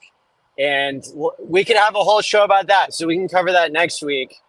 But I do want to make an announcement before we close out the show, but if you Go wanted ahead. to make a final point on that, Kareem, you can. No, my point is that, again, this is just speculation. I love them both either way. Again, I got copies, so I'm not worried about that. But I'm just saying, if it happens in the future, I wouldn't be surprised. That's all. I'm gonna leave it at that. And I like that you pointed out that it could be a ratio that's different than 1-to-1 that gets locked in by the OA. I think that's a good point. I wanted to make the announcement that I found out today that the Hex DeLorean got accepted to be in a really special event. So I am driving across the country for like 36 hours in the next like 2 or 3 days because I'm going to this event in LA. I'm driving right now. I'm driving like I've got the DeLorean trailered behind me. And yeah, so I mean the DeLorean doesn't have airbags, so I'm not going to drive it like across the country, but I'm towing it across the country. And the main event that I'm going to is the All In Summit, which is run by the All In podcast. They have been streaming 195 weeks. The reason I know this is because they started the same week I did. And these are all 100 millionaires and up. Chamath Palihapitiya, David Sachs, David Friedberg, and Jason Calacanis. I went to their summit last year in September in LA. It was the most inspirational conference I've ever been to. They had upper management of SpaceX, Apple, Twitter, Google. I was surrounded by a couple thousand tech entrepreneurs, and they all loved hearing about the concept of paying your future self and mental health and crypto and stuff. And so this year I wasn't going to go because the tickets are $7,500. Well, then I found out that their after party is themed Back to the Future. So I just got the email. Today. They're giving me a free ticket to the whole thing, and they're going to let me park my DeLorean in the middle of their after party. Let's go. Bring the Hex stickers and the PulseChain. And this has Hex to the Future on the bumper. The license plate from Illinois is literally All In. Okay? So they're going to eat this shit up, and I'm going to soft chill our stuff, but it'll be really cool because basically there's going to be a huge line of people that all want to like sit in the DeLorean, hold the hoverboard. So I think I'm going to get to talk to a lot of like rich, smart people. So that's why I'm so excited. Nice. And ask them if it's okay to stream. You could stream or do a video. Talk about the serendipity there, huh? Holy smokes. Yeah. Crazy. Yo. It's pretty Future's crazy. looking good. Hey, Franklin, thanks for the super chat, buddy. He said if you are a Hexagon Pulsican feeling bad about the prices, there is something you can do. Use AI to create marketing, right? There's things you Franklin's can do. a solid dude. What up, Franklin? Add back to what we're doing to help amplify the pump when it comes back in the community. Yeah. Oh, shout out to Super Hex, my brother in the chat. That's awesome. Good to see you. I didn't know you were watching. Yeah, Franklin did a stream with Dollar Cost Crypto and a few guys that I hadn't heard of before, and they were dropping tons of alpha about staking and dating and chilling and stuff like that. So check it out check it out on Dollar Cost Crypto's channel if you didn't get to see that yet. Well, dude, that's my motto right there. Man. Love it. Well, yes, good to see you, brother. Stay dead and chill. That's the best way to close it. Unless you guys want to say something else. But again, thanks for everybody being here today. It's awesome. And again, don't panic. Know what's up. As soon as the yield curve uninvert itself, you'll probably see a tweet from me. But keep watching that. Again, it should be happening this week. It's so close. If not next week. Because remember, the timing. Most people are right, but the timing is wrong. So don't get trigger happy. Be patient. That's why Warren Buffett became so famous. He can have billions and billions of dollars just sitting, chilling, waiting for the dip. But then he will make that one trade, and then he's just don't need to trade for 10 years. I mean, that's how gangster the thing is. So trying to take that initiative, sit tight, wait, load up cash, be ready, because you have nothing to lose. Worst case scenario, the thing uninvert itself, the crash is not as bad, everything is cool. Well, guess what? You're already loading the cash anyway. Then at that point, you can just deploy it wherever you see fit. But there's a potential chance that you might be able to catch a nice 5-10% dip if it comes. So you want to make sure you catch that if possible. That's really, really the key message of the macro today. Please pay attention to that. And again, I'll be paying attention as well, sending a tweet. For those who follow me, you will see it right away. For those who don't follow me, you can find me on Twitter. So again, right here at Your Magic. And where can they reach you? Yeah, on Twitter at Your Magic, right here on the screen. Pretty easy. You know what I mean? You see Kareem right there. And then on IG, if you have IG, Kareem Crypto 555. That's where I'm at. So. All right. Lieutenant Abdul. Indeed. I'm best found on Telegram in the 2Fox2 Telegram room. So best to access it via the website. So that's 2phux.io. I also recently started a YouTube channel with a focus on crypto farming. You can see it on the screen there. I love it. So it's at PulseJitsu. Ooh. Check it out. That's pretty Very cool. awesome. Very awesome. Yeah, and of course you can find me over at Inspire.io. And Maddie, do you have any last words, parting words? I'm amazing Sega service. Thanks everybody for being here. Hit the like and subscribe button. And until next time, stay wisely, my friends, and peace out. Four to beam up, Lieutenant Abdul. Let's go. Hey, that's pretty cool. Which branding should I run, Maddie? You've got about 500 of them here. And we're out. One. Yeah, there should be like a game theory general one, but Quant Gang intro. Close enough. All right. Yeah. All right, everybody. Thanks for joining us, and we'll see you next week. And this is from Maddie Allen of Hex Therapy Live. After Richard's done with stream, I hope it's still hours away. The new Hex Quant and I will go live to show off a new chart for Hex USD price appreciation with staked interest factored in.